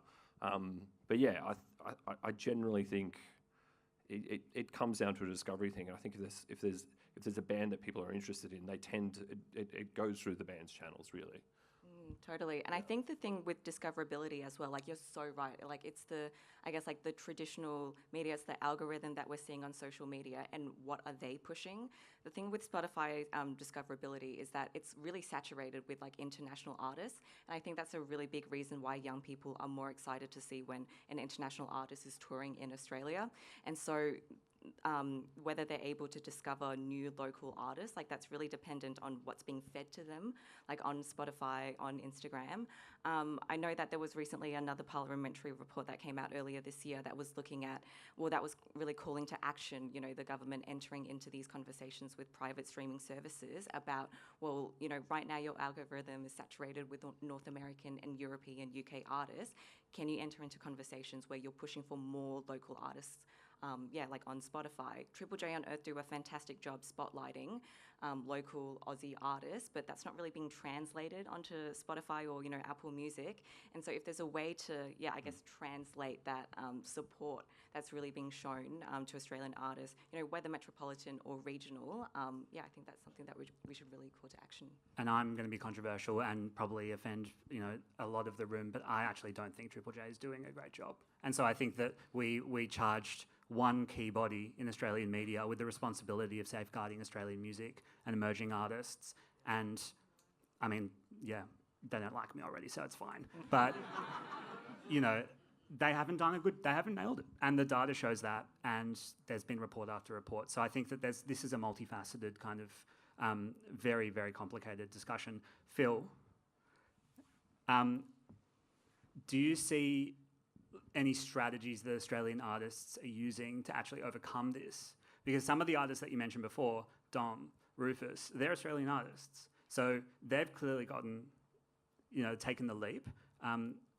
Is there something that you're seeing is working for an Aussie artist these days? Well, it's a good segue onto your point of Triple J before. And when you look at like some of the DSP, like, you know, streaming issues that you were referencing earlier as well, the Dom our two biggest clients as a company, as promoters, are Dom Doll and Rufus Du Sol. But over the last 3 years, you know, we've had an array of international talent from Zach Bryan, Christina Aguilera, Nelly Furtado, all the way to we had Charlie XCX just before Brat came out, about maybe just before COVID.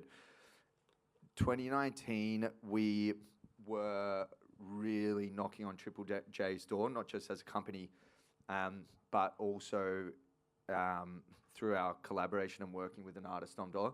He didn't get the coverage on Triple J that he needed to really elevate and get to an international level to be able to sell more tickets in Australia. So it was a combination of his dedication to his marketing, his user-generated content, especially to answer that question simply, today, TikTok, Instagram Reels, user-generated content, short, easy to digest information, similar to what you do with the Daily Oz, is what youth are looking for. Their attention span is shorter in terms of what they're prepared to digest.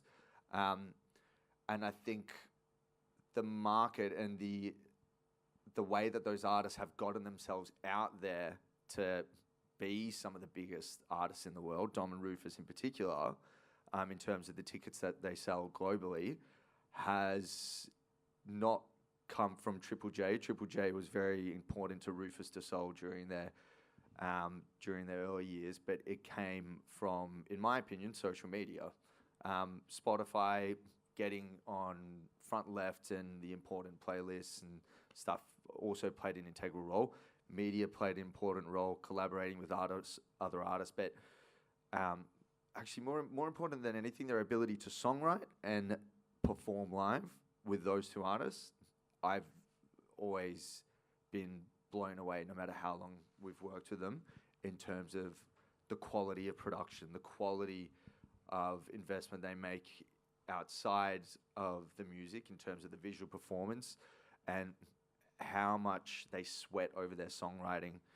I think back to the point earlier on the influence that Triple J has as well. In 2019, they did have the sole responsibility of carrying Australian artists. The music festival industry is extremely competitive for headline talent in particular. We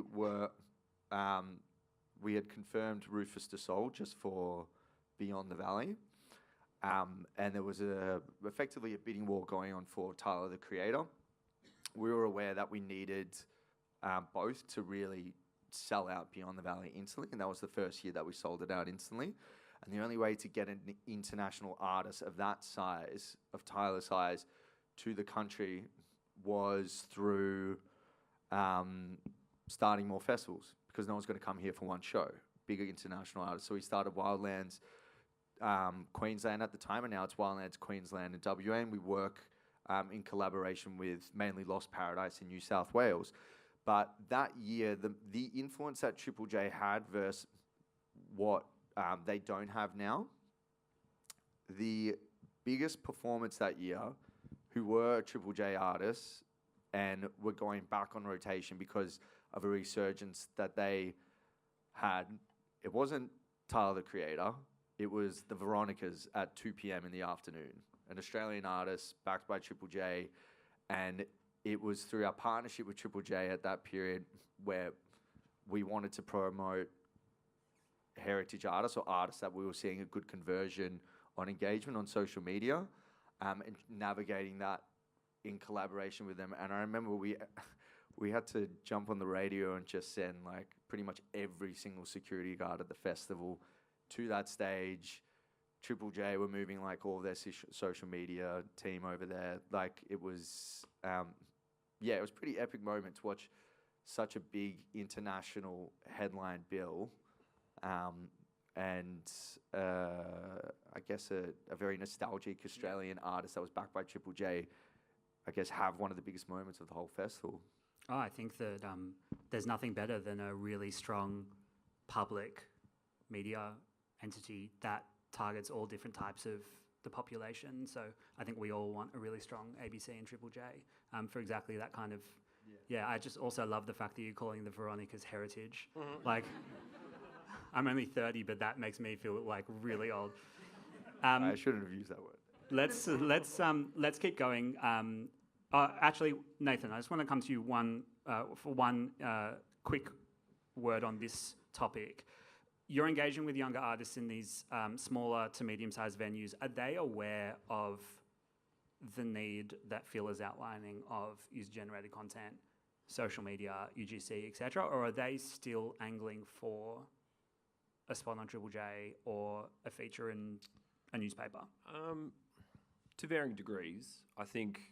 I mean, to reaffirm what Phil said, Triple J used to be a silver bullet, and from managing bands for 15, 20 years, it used to be this formula of you get a song on high rotation, you get a great slot on Falls Festival, you sell out an Enmore Theatre or something the following summer. It was pretty, by the book.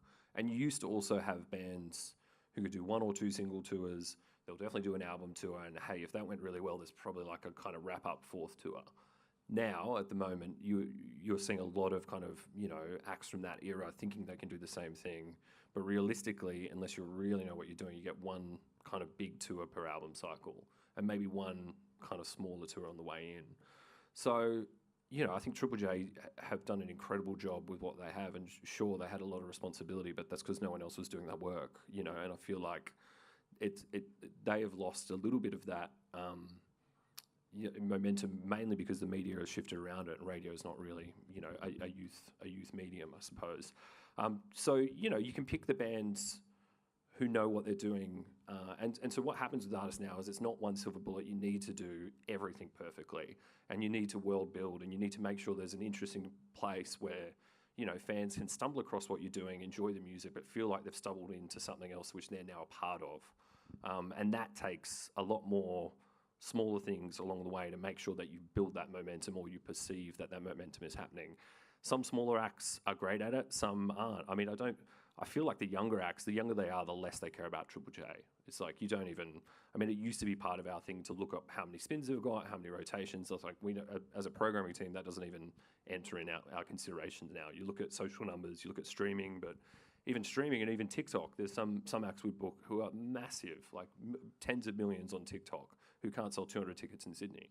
So it's not one thing. It needs to be kind of some kind of formula. It's this plus this divided by that, a little bit of dark magic, and that's how you might figure out what they're worth. But there's acts who just, I feel like there is definitely a new breed of younger acts who either do too much or do just enough to make sure it's still a little bit of mystique, and that's what people buy into, and that's where the tickets move. But it's all hinged on live moments. I feel like even though it's harder to tour more, you can't have a successful act rising without making sure there are real life moments where people are affirmed that they love this song, they saw this TikTok, they've gone to see it live, now they're a fan and they're captured. That's a lovely segue into the next topic that I'd like to discuss, which is about the changing attendance patterns at venues. Christian, the report shows more people are heading to bigger venues and that fewer are showing up at pubs and clubs. What are the implications of that? Not good. Small venues are like really important infrastructure in that pipeline of developing new talent, developing new audiences. Another theme that's come up across the last few days, I feel like time has been on my mind, this idea that we're borrowing from the future in order for the successes right now. If we don't have those small bars and venues, then we won't be able to develop the future. We're not investing in the future. It's also, I guess, an effect of that, people not showing up to the small bars and venues, is another answer to your previous question, actually. That means less Australian music. That's where you're more likely to see it.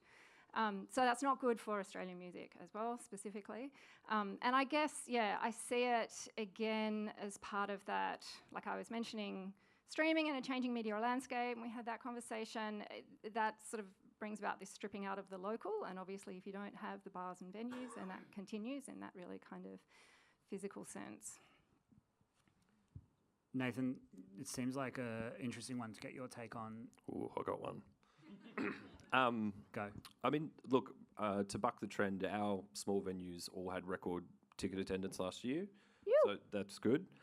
If you spoke to them in detail, however, they would say it was a very challenging year, and that's due to people spending less money when they're in those venues. But it's also it's a consistency thing. It's a feast versus famine. So we can get a lot of internationals who might sell out multiple shows, but they happen on a Monday, Tuesday, Wednesday. People spend less money. And then we might have a couple of weekend nights that are free and just impossible to fill for some reason. It feels like there's definitely less international content coming into those smaller venues just because the Australian dollar is so fucked. And the cost for getting those bands out here has gone up, and I think that's to do with their own costs, but also the change in enterprise of touring acts. Like, it used to be, 3 to 5 people in a van who would go and play gigs, and we're talking about the Grogans and stuff like that. They're bands, and they go on tour, they make a bunch of money. At the end, they split it up however they like. Now I feel like in the age of TikTok, there's more solo artists who have to employ their bands and employ their crew, and it's not that just makes ticket prices go up, that makes break-evens go up, that means Phil can't put as many shows in the Nightcat every year because he really needs that extra 200-300 people to make it worthwhile. So therefore, you've got kind of less of that international talent coming through. We had an act last year who ended up being on Coachella this year, sold out 2 nights in about half an hour. We were stoked. We were trying to get more shows, but the Nightcat lost about $5,000 a night presenting it because just no one drank. So it's a bit fraught with danger. So yes, ticket sales are up, but I think overall the more complex thing there is there's less Australian content, there's less international content. We're trying to kind of develop new brands, like new music nights or new club nights that can kind of fill the gap there. So yeah, attendance, if you look at it purely from a ticketing point of view, in our rooms has been up, but that has been more challenging for both the venues and even harder for us to get those numbers through. Claire, we talk about discovery from a people finding new artists perspective, but do you think that young people are employing a kind of discovery mindset in terms of venues? Ooh, that's such an interesting question. I actually have a story with this one, and the answer is yes. So last week, there's this emerging artist called Darcy Haven. She's from WA. She moved to Melbourne. And she's kind of like Lizzie McAlpine-esque vibes. And she's just an incredible artist. And she does these cool things where it's she goes to bookstores and holds a gig, and it's just super unique. All her TikTok is just through the roof. But yeah, she's like finding new ways to, I guess, like utilize the venues that she's going to. And I think last week she went to, yeah, I think last week she went to, was it like a record store or something? Yeah, like an art gallery in Richmond, and it packed the place out. And everywhere she goes, like whether it's a live music venue or whether it's just a venue that she's repurposed, she's getting people out. And I think what she's doing there is incredible. And it's, yeah, I guess clearly reflecting that young people are, yeah, willing to explore new venues if they're seeing an artist that they resonate with perform over there. And then, Phil, another aspect to all of this changing audience behaviour in terms of attendance and ticket sales is when they're buying the ticket. So the report very clearly says what we all know to be true, which is that buying patterns mean that people are often making a purchasing decision much later in the piece. How does that mess with festival planning? Massively. It's the biggest headache ever. I'm actually looking at our director of festivals and events right now, Pete, who has to deal with the monstrous task in the dying minutes for, the big ones, like Beyond the Valley, for instance, we'll see 80 to 90% historically straight out of the gates for the first 24 hours. That's your big moment to capitalize. So you're not seeing that late purchasing behaviour with the mega festivals? With something as massive as Beyond the Valley and Wildlands. Wildlands, yes, to a degree. Beyond the Valley, not so much. With a festival that we run at the foothills of the Grampians every Labor Day weekend, Pitch, we see quite often. And you'll find the contracted event manager that we work with on Pitch, and then Pete literally have sometimes 3 to 4 days to make hundreds of phone calls, beg some suppliers to just bring whatever they've got for more barn infrastructure, toilets, fencing, extra glamping tents, whatever it is. It can be a massive challenge. Obviously, it puts a massive smile on while we are in the weeds with them, and it really is all hands on deck. There's so many of us, including myself, that end up physically painting stages or moving things around for a festival like Pitch, because you plan for a certain attendance and then you plan for a higher attendance when it comes to medical, all of the advice that comes from a safety officer, security, et cetera, but then it's the nice to haves that you're kind of okay, if we know that the forecast is showing, for Beyond the Valley 35,000 tickets, we'll plan for that. For the smaller shows, it is extremely prevalent, like the shows that we do at the Nightcat, all the way to the shows that we do at Rod Laver Arena. There's a massive disparity. The shows that we do at Rod Laver Arena or Sydney Myer Music Bowl will traditionally sell quite fast at the start. The smaller shows we're finding move very, very slow. The model, this new trend, we have learned to become more agile and to match it, try to resource accordingly and create contingencies in infrastructure. And that's taken us a solid, 6 to 12 years for mainly Pete to build out the foundation of what that looks like and just be ready for it, based off of recent market trends. But yeah, 10 years ago, it didn't really roll like that. And just back to your point before as well on pub and club culture, this company was, it started in nightclubs. The nightclub industry in Australia, in Melbourne in particular, and I think it's great that, Nathan, you touched on how unique and special Melbourne is, in particular when it comes to ticket buying trends, live music. There's some artists that we bring to this country who will sell 200 tickets in Sydney, Perth, and Brisbane, and they'll sell 4,000 tickets in Melbourne. I'm not joking. There's an artist named Lovebirds in particular that we've done thousands of tickets in Melbourne, but he's not as well known interstate. But watching the nightclub industry in particular, that we started out in this industry, heavily involved with, doing weekly club nights. That's where so many promoters came from, and they cultivated their own communities from, and they cultivated their own subcultures from, to build into the promoters that they are today, to do one-off shows with one-off headliners. But the weekly club night model is something that existed and created a platform where you could safely have 1,000 to 1,500 people attending every week for some club nights. This was multiple venues on a Saturday night for a brand or a venue, and you could foster talent through those clubs by putting them on at prime time, introducing them to a captive audience.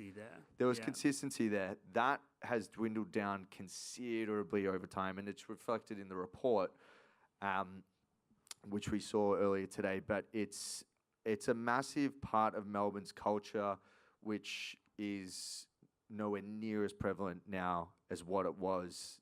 And I'm talking Tuesdays, Thursdays, Fridays, Saturdays, Sundays, multiple venues that were doing over 1,000 people per week, based off of a club night brand. So yeah, it's been challenging working with that, but fascinating to watch where the ticket buying patterns are moving from that old model. Nathan, you want to jump in? Yeah, I mean, I was just going to reaffirm what Phil was saying, where look, not everyone loves a good on sale, whether it's a tour or a festival or just a one-off show. Like you will not turn down a good on sale. But what we're noticing is it's actually the long play. Stuff will come home. It's not as crazy as it used to be. The come home the last week is always based on what the momentum has been and what the ticket price has been. But you want that consistency daily sales. We call it signs of life. It's like if you're selling 20 tickets Sunday and then nothing for a couple of days and 5 tickets, then you're in trouble. If you're selling 15 tickets every day, day on day, that happens more often. And we find the shows that sell out and the shows that sell multiple shows have consistent daily sales, which means that just like your marketing plan, where it used to be big on an ounce and then a little bit on come home, is now you have to spread this thing out over 2-3 months sometimes. Yeah. I think that's all. I would love to ask whoever wants to jump in, Phil, potentially I'm keen for you and Nathan, but also for the two of you as well, to all answer this rogue question. The TDA way to approach this challenge would be, let's be more transparent with the audience about what we're trying to achieve and how we're trying to achieve it. So we would say stuff like, meta's really scary at the moment and we're freaking out a bit, so if you sign up to our newsletter, then that means that we can stay alive. Would the music industry, and from all kind of the corners of your experiences, how do you think that sort of approach would go? Like, Phil, if you said, hey guys, chicken or the egg, like if you come and support us in the first 48 hours of sale, it means that we can lock in artists. It's a tricky one. Like, we'll show that level of transparency as the event gets closer in terms of the percentage of tickets that are available. Okay. We'll make that public knowledge in the lead up if it's a late buying trend. It does encourage people to buy rather than sit on the fence and wait. But at the start, we haven't tried that model before. Yeah.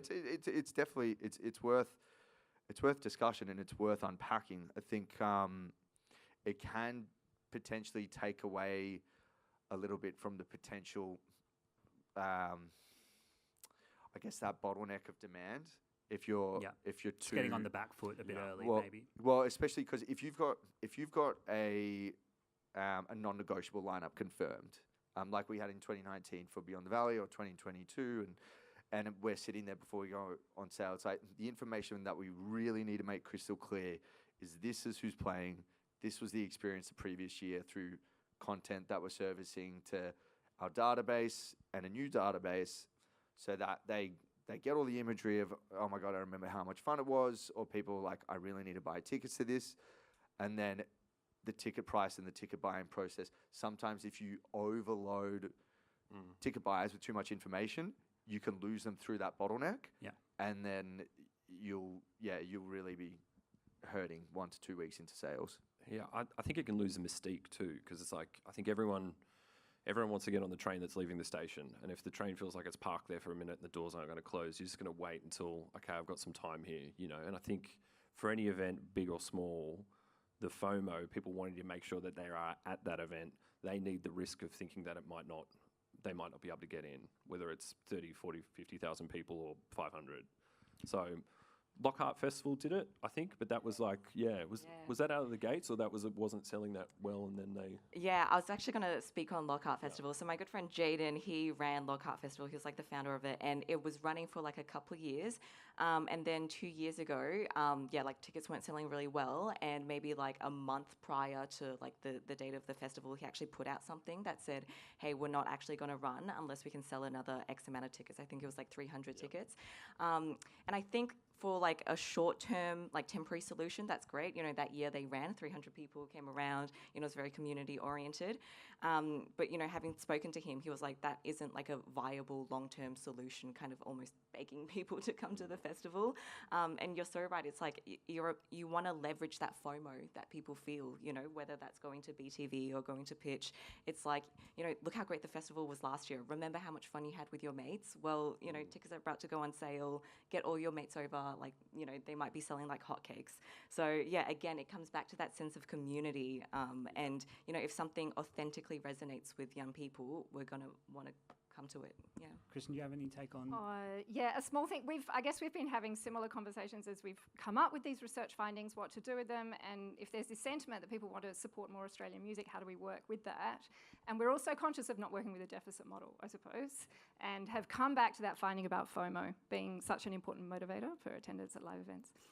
Yeah. But the other really important factor, and this will be the last kind of topic that I'll ask everyone about, but then I'd love to get some questions from the audience, and we won't go too long because everyone probably needs to chill soon, but I want to talk about pricing. And so we know that cost is the most significant barrier to attendance, and that this report has really affirmed that. But it's not just tickets, right? It's kind of cost of everything. That's right.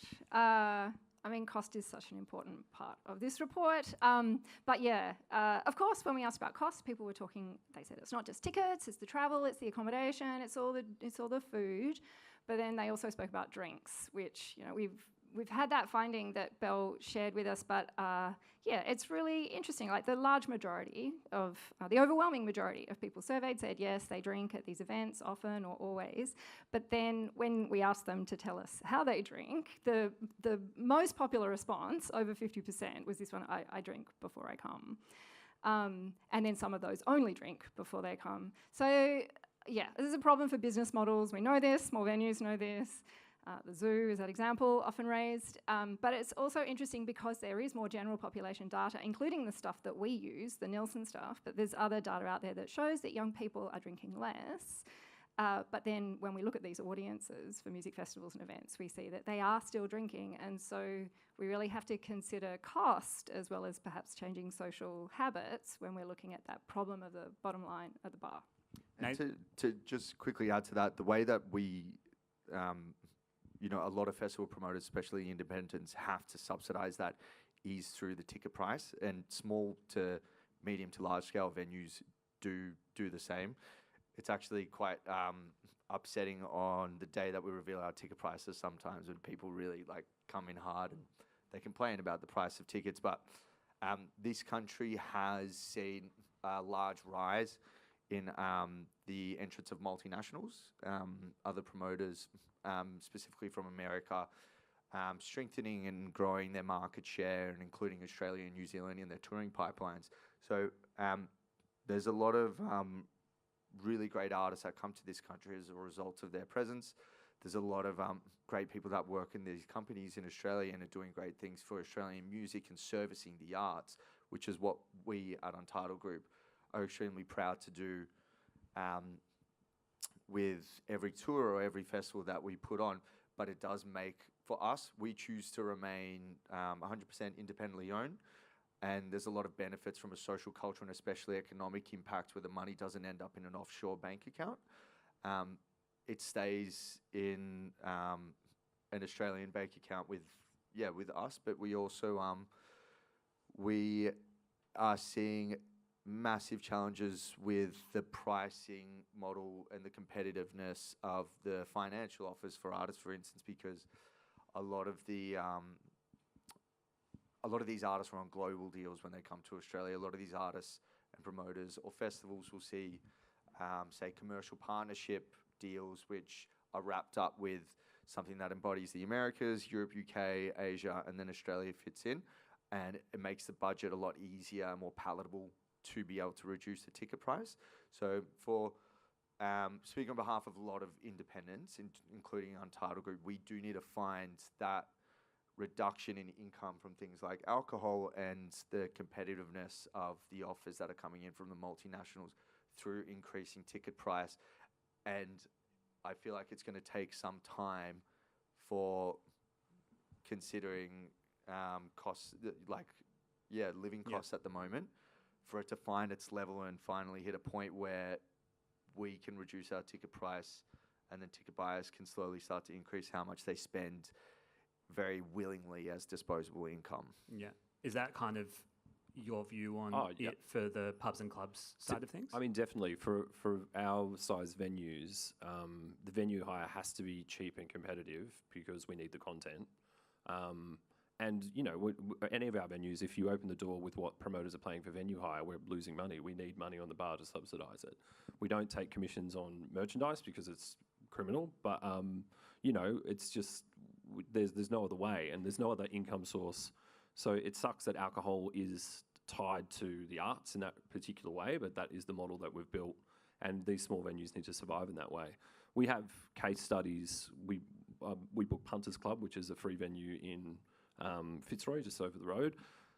It's 3 blocks from the Nightcat. We'll have the same band play at the Nightcat under a ticket, and we'll have the same band play for free at Punters Club, and the bar spend at Punters Club is double. People aren't buying a ticket, so they'll just spend more at the bar. Simple as that. What do you think of that, Claire? Can I just say I love the Punters Club. Like It's a good pub. those monthly shows that you guys do with IOU, that is a staple. Like Shout out to Johan. yeah, literally. Last week the Bella Lit Bombs played that monthly like IOU gig at Punters Club, free event, and that line was like I guess rounding the corner, and it was packed in there, and I can totally imagine like the bar sales from that show would have been like through the roof. But I'm always just like so curious to like people who do book like live music venues. Like if it's not sustainable, running it purely just from like the venue hire fees. It's like and young people are consuming less alcohol. Like, what is the? I mean, Punters Club's a unique example because their artist budget is ridiculous for how big it is. But it was decided very early on that it is part of the offering, and that's important. I mean, we came up with the concept because I was kind of sick of seeing really good Melbourne acts play twice a year behind a $40 ticket, because that's what they kind of feel like they need to do to show they can sell tickets so they can get other gigs. But really, you've got these great bands who play twice a year, and what we wanted to do is, here is essentially an underplay, but it's treated like a really special gig. And we've got some really big acts coming up who are way bigger than they should be playing at the pub. But it's just kind of like an in-store. It's kind of like, it's a way to connect with fans. It's like, how are you going to create new fans if you constantly have to ask them to pay $40, $50 for a ticket? So it's not a replacement for one. It's part of an ecosystem that we book 3 venues in Fitzroy, where from Punters Club, which is free, to the Evelyn, to the Nightcat, and we want really good acts coming through all our stuff, and we need to foster that. And last couple of Saturday nights, it feels like you're walking around a music festival in Fitzroy because there's shows happening all in a few block radius, and it's like, that's something that we feel like we need to foster for the good of the suburb, the good of the neighbourhood, and the good of our venues. Something I thought about when looking at this part of the report on alcohol consumption is there's only one place in the world where I've been and you have to pay for drinks as well as your entry ticket, and that's comedy clubs in America. And it's this interesting model that they employ of, you've got your ticket and you have to order 2 things from the bar. And in some ways, that then is a bit of a self-perpetuating cycle, because then you see everyone around you with drinks, and it's more of a kind of people, the cohort is drinking. Does anyone, open question, does anyone think that you'd ever entertain a kind of entry? And we've experimented with it with seated stuff. Not great. I mean, what ends up happening is what we found is people spend more money anyway if they don't feel prescribed to it. And one of the main reasons they do it in the US is it's income for the bar, but it helps pay for the bartenders through tips. It works in kind of a seated jazz club setting, but doing that is tricky because you need the infrastructure of furniture and chairs and more wait staff and all that sort of stuff. It works in the US because they're getting paid $2.50 an hour. In Australia, they're getting paid $30 an hour. So it's just it just doesn't quite balance out. Cool vibe though. I think that it's actually there's a lot of parallels that can be drawn between that financial model and a lot that comes out of America that doesn't work in Australia. I mean, speaking on behalf of music festivals and large scale greenfield events or single day events of 25, 30,000 people, if we did a deal like that, or it was inclusive of your ticket, or compulsory that you had to purchase 2 tickets, I actually think people would arrive with pitchforks. Like Gen Z can be ruthless with stuff like that. I haven't noticed. Yeah. But even our senior leadership team were having a meeting today about VIP culture and some of the learnings that I was trying to take away from Coachella a few weeks ago, the way their VIP upgrades work. And there's so many financial models that theoretically on an economic basis, it works, like it makes sense. But I think either Australia needs, mainly Melbourne, in my opinion, needs time to build the culture to actually have an appetite for or digest some of those financial models, like what you've just suggested with comedy clubs, or it's just people just don't like it here. It's a very, American thing where it's normal over, a period of time through just, introducing it early, making it a part of their buying trends, more or less. Christian, do you have a final word on this point? And then No, I just was thinking, so I'm Australian. And I guess, are you also talking about VIP culture there, that kind of hierarchical culture being more naturalised in America than and start elsewhere? thinking of questions, so everyone. We've got naturalised. time for a couple of questions, so keep thinking, Phil. It was completely, in the most recent Coachella that I saw, it was completely naturalised in terms of the way that they had monetized their accreditation system to upgrade and for the general public to, gain access to areas where, if they're effectively artist areas, but whereas here there would be a threshold to how many you could sell at the current successful music festivals in Australia, like your Spilt Milks, Beyond the Valleys, Strawberry Fields, Meredith. It wouldn't fly like it does there. It could have a negative impact on the audience's mental health. That's a great point. Yeah, it could. We may not get that 92% figure. I got to be honest, I feel pretty good about myself when I'm in the VIP section at Untitled concerts, so Well, just survey those makes people. me feel Just lit. survey the VIPs. I'd say it's actually the best I feel about myself, actually. One question down here. Hey guys, it's Maggie here from the AEM. So I do have a question, but I just want to preach something first, which you're probably sick of hearing about. But Michael's rule is something that we've been working on and advocating for, which is getting a local act on the international tours that are coming out.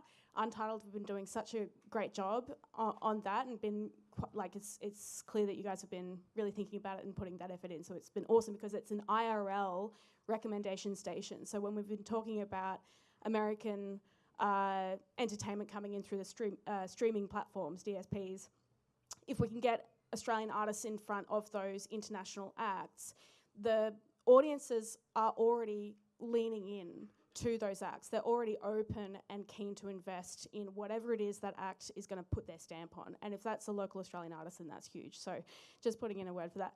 But I was thinking about audience development is obviously the number one thing that we need to work on.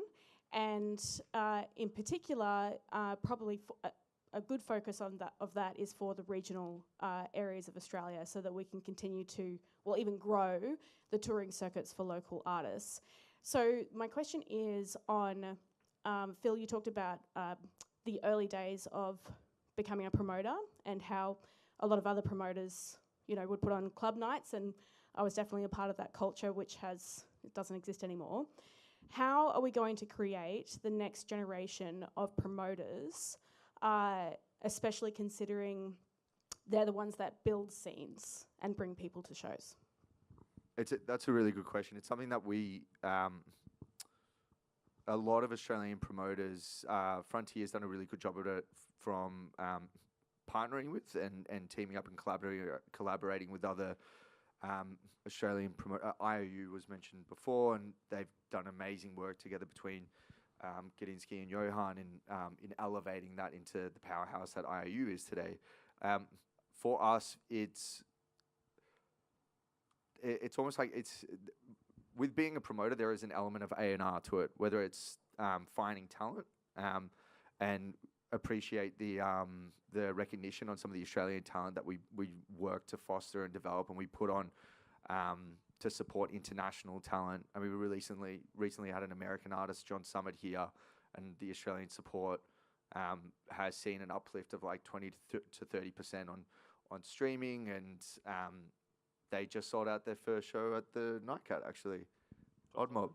Oh, Odd Mob, yeah. Yeah, off the back of that tour. Whereas previously we were struggling to get 50 to 100 tickets, for a hard ticket headline show for him. For promoters, finding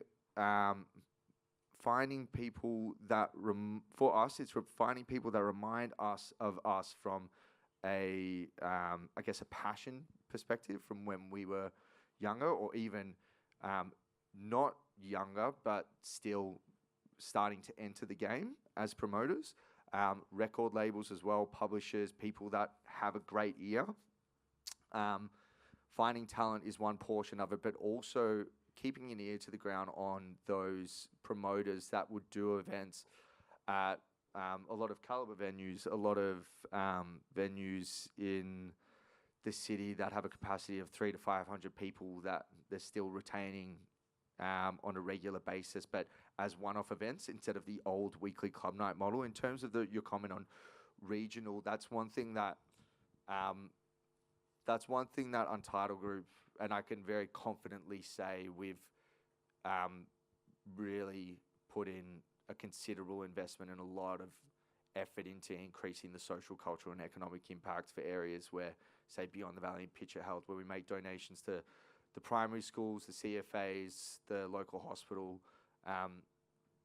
The economic impact, I think, from the last 3 Beyond the Valleys, it ranges between 30 to 50 million in that area of Hesse, Wingill, Winchelsea, Bannockburn, the surrounding area of Baroona Plains, all the way up to Geelong, or just before you hit Geelong. So we are also looking for regional talent, and that includes promoters as well as artists quite regularly, while we're booking out the side stages for festivals like Beyond the Valley and Pitch Music and Arts and stuff. Claire, are influencers the new promoters? Influences the new promoters. Interesting. I kind of wanted to, follow up on, Phil, what you were saying about those regional areas. I think this is something that the Push is really great at, in terms of all of the regional shows that we're, putting on. We're going to places like Horsham, Wangaratta, Bendigo, even One Night Stand. We've partnered up with that festival and upskilling 8 volunteers, and they're young people who, might be the future promoters. To your question about, are influencers the new promoters?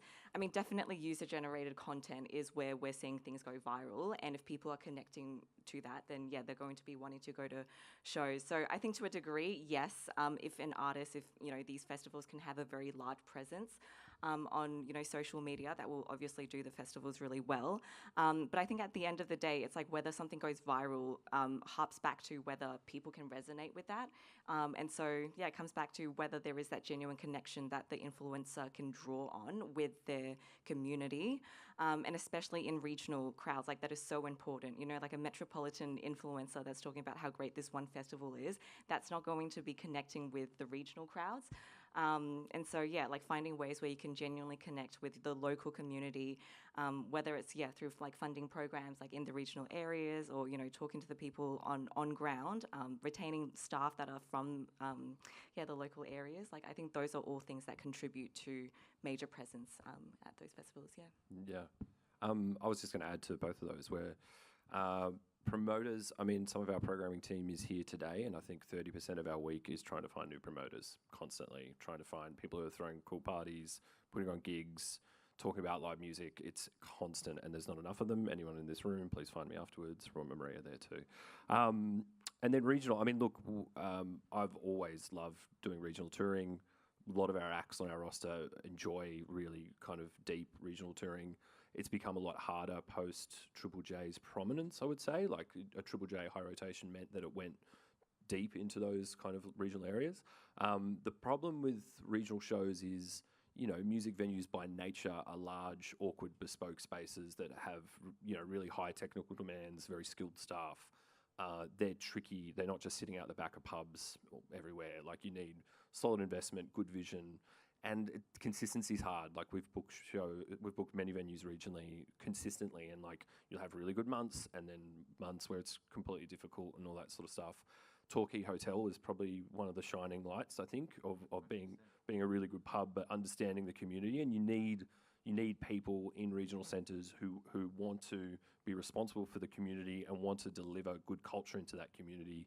And I feel like Luke and the team at Torquay do it really well. There's probably a few others nationally who are kind of the shining lights, but I think there is definitely a formula to that, and I'd love to help any regional venue who wants to do more gigs. We've got time for, let's go with 2 more questions. Let's go. Oh, no, sorry. Yep, we've got a captain's call. Naz is captain. Hey guys, thanks for the panel. Amazing work. I just had a question about this idea of FOMO that was talked about in the report. How do you think we can create this FOMO towards, like, because as we know, like young audiences, FOMO is a big like purchasing reason, and it's mostly focused towards like large festivals like BTV and or like international acts coming from overseas. But how can we create that FOMO for smaller music venues and Australian acts, especially given that we all here know that like the experience of a smaller venue is actually so much better than like those large venues? And so how can we create that and like present that to a younger audience? I can start if you like. I think definitely locally, the best thing we always try to do with our acts when we're trying to move tickets into town or move into or develop an audience in new towns is you kind of try pick a venue that's probably half the size that you think you'll sell.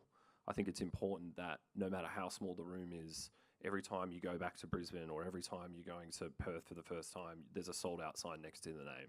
And if that is just a local artist where it's like, okay, I'm going to play in Fitzroy, you want to make sure that if you're only good for 100 tickets, you're booking an 80 capacity room to make sure that that sells out and people miss out. And what that does is train the audience and train your fans that they need to get in earlier next time. So manipulative. Yeah. I love it. Oh, yeah. Let's go one more down the front. Maybe, yeah, one more. Oh, cool. We can do a couple more, but if you want to have a wiggle, there's no problems there. So my question is, because it's kind of been seen at different tiers, what is currently being done in all of your respected industry, part of the industry, to retain artists here in Australia to help build the foundation of the music culture here?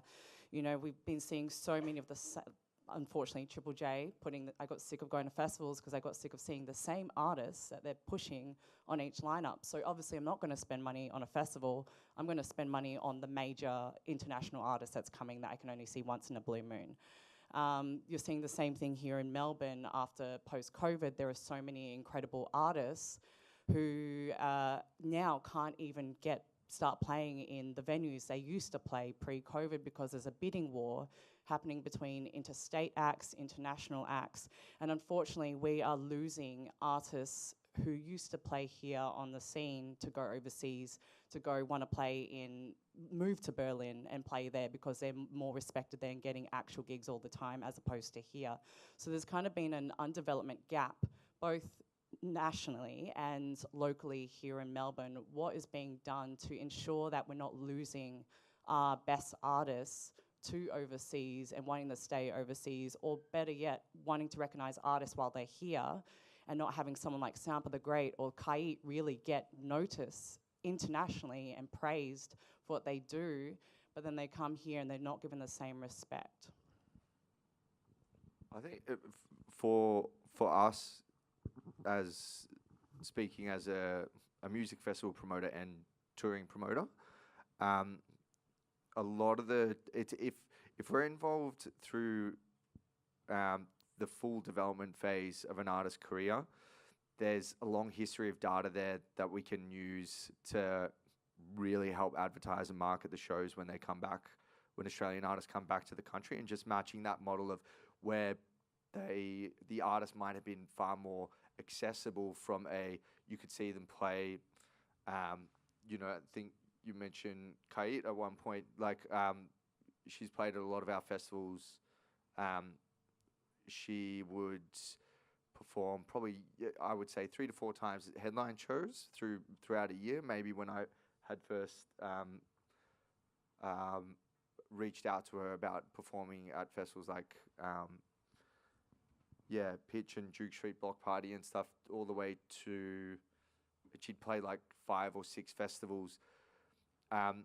If you work with an artist as a promoter, a manager, a booking agent, the record label is committed into one vision of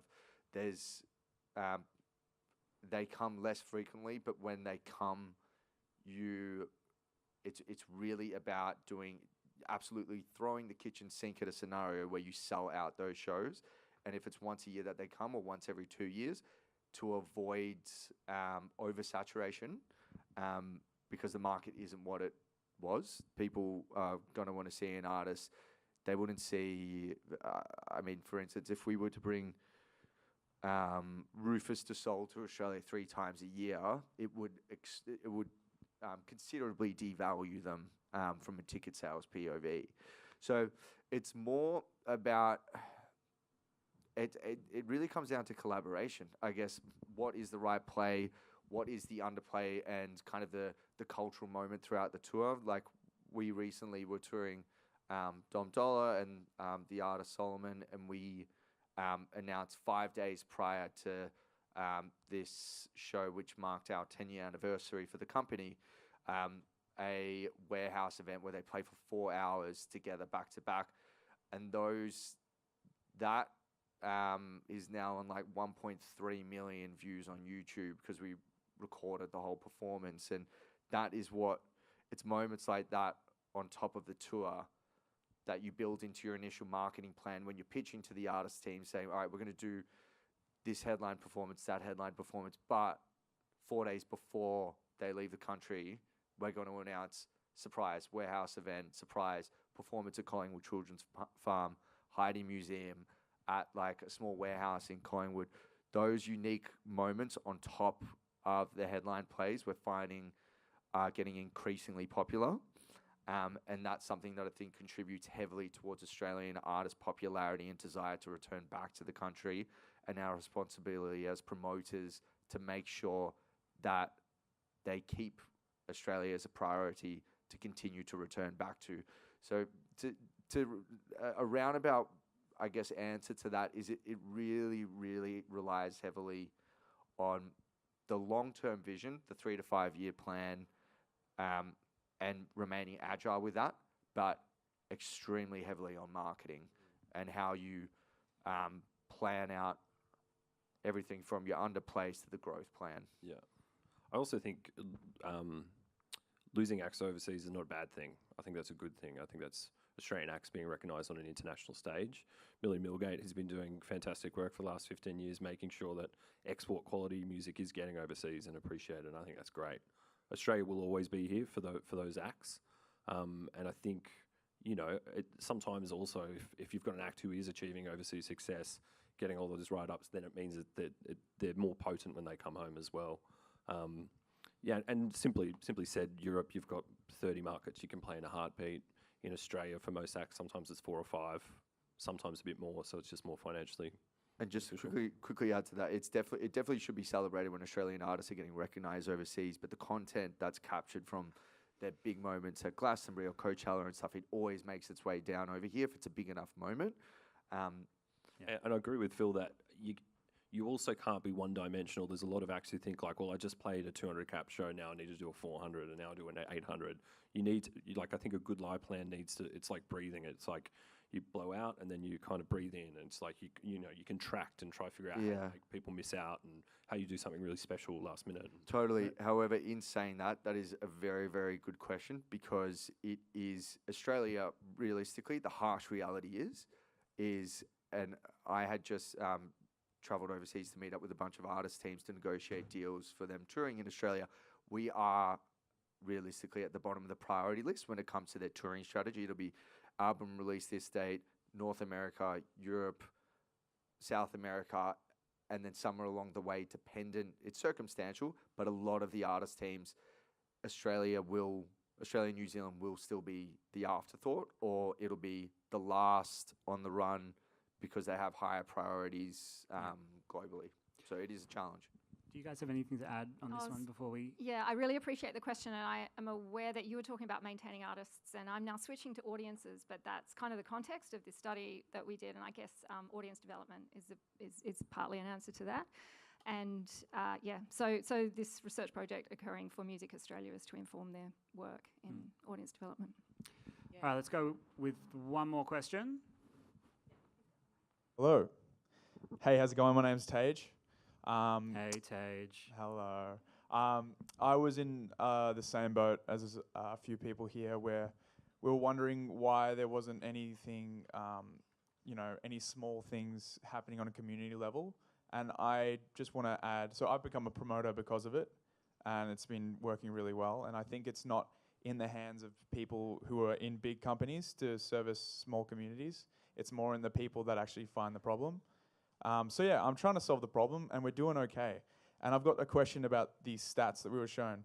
So at my events, I'm noticing less drinks at the bar, so less alcohol, but I'm a bit biased, but it's a lot more fun. So the people that are coming in are having fun without alcohol. And I was wondering, Kristen, is it such a negative thing, not that you made it so negative, that there is less alcohol being consumed at venues? And is this just a new wave we should adjust to, or maybe lead the charge in having a healthier scene? Thanks. Thank you for the question, and I really hope that I didn't in any way suggest that it was a negative thing that people were drinking less, or that the bar may just be suffering. I only mentioned it because I know it's a business model question, and it's a really complicated question, because I think, like one of my co-panelists was saying, like, we can hardly encourage people to drink more. Like, that's not what we want.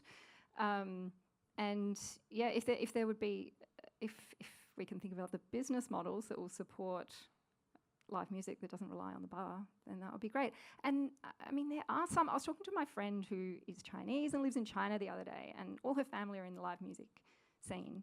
And she was talking about a big music festival that her two siblings had just played at. And because, we've been doing this research, I was really interested. I asked about the importance of the bar and said, there's no drinking. And I asked, why is there no drinking? Because they're not selling it. It's just, we wouldn't do that. So, I mean, there are clearly ways of things being done, and a lot of this might be cultural. And I appreciate your question. Yeah, something that we've noticed as well. Sorry. Oh my God, that's like a fantastic point. And something that we've noticed as well in our all ages tours as well is, obviously when you put on all ages shows with the push, we're all alcohol and drug free, but people are still coming to the shows. And the thing about like young crowds is that they can be super fans, and so they can be like buying all of the merch at the end of the show, talking to the bands, and that's what's, I guess, what we're seeing to be their like main driver of sales, because they're not going to be buying alcohol from the bar. They're all under 18, but it's because they're really connecting with those artists. And if these artists can have like really unique limited edition merch sales, that's also something that can be like a more viable, sustainable future for these artists' career. Yeah, we're seeing in all of our venues a lot more demand for all ages shows. It's really tricky, really complicated, really expensive to do it at the kind of sub 1,000 kind of venue mark. If there was a model where a promoter would give 80% of their ticket to the venue for the glory of hosting the show, then great. But I think the problem is the promoters need that ticket money to pay for the talent and to market the show effectively. And I don't think I'd be out of the model's kind of broken. If it's reliant on alcohol, then it's not really entirely an entertainment thing, but it's who's first to make that change. If our venues triple their venue hire tomorrow, I guarantee that all those shows will go to different venues that are cheaper. So, but I would love to, and we've seen definitely for international touring artists, there's more demand for kind of younger TikTok artists to do all ages shows in smaller venues. that's really complex state to state for us. In some places it's very easy, in some places, or in every place it's very expensive, basically, short answer. And in some places it's simply impossible, like Queensland, for instance, was just really hard. I don't think it's fantastic that as a promoter, you've identified that people are having a better time at your shows. Not right, because seriously, that sells tickets. Is like the next time you come around, you announce the next show off the back of that one. You try and have that slingshot momentum where it's just like you're capitalizing on the great time that people had, and ultimately, like a lot of the time, the venues do take the risk, but especially for one-off shows, you are taking a massive risk. You're rolling the dice every time. Being a promoter has for a long time been. There's been correlations drawn between being a live music promoter and it borderline being educated gambling because of some of the risks you have to take before you go on sale. Sometimes uneducated gambling as well, yeah. And uneducated gambling. I mean, there's so many artists that we've booked off of gut feeling. You roll the dice, comes out, and it's either a hit or it's a miss. But I think it's fantastic that you are taking that risk as an independent promoter. You're identifying some of the key elements that add to your event experience and are leaning into this change of, less alcohol consumption. Leverage it to sell more tickets on the next show because people are having a better time. And I think it sounds like you've already identified that. A lovely note to end on is the wise old promoter Gandalf passing down knowledge to the young up-and-comer sharpening his sword. So that was a nice cathartic moment to end this report. Can we all please thank our 4 panellists?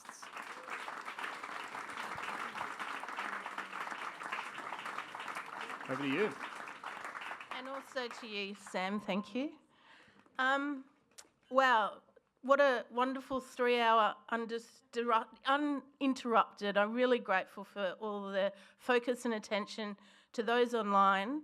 Just thank you so much. It's been such an incredible 2 days. I really do want to thank the VMDO again.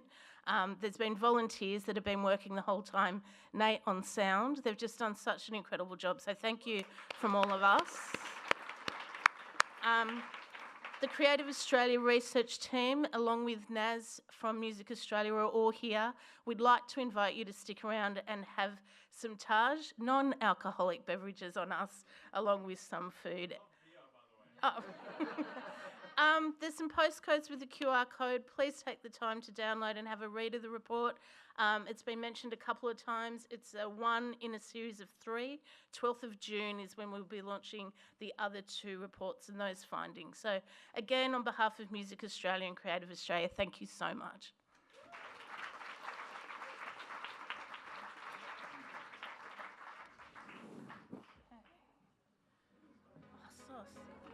And Sauce, thank you so much for emceeing the whole time. What a relate.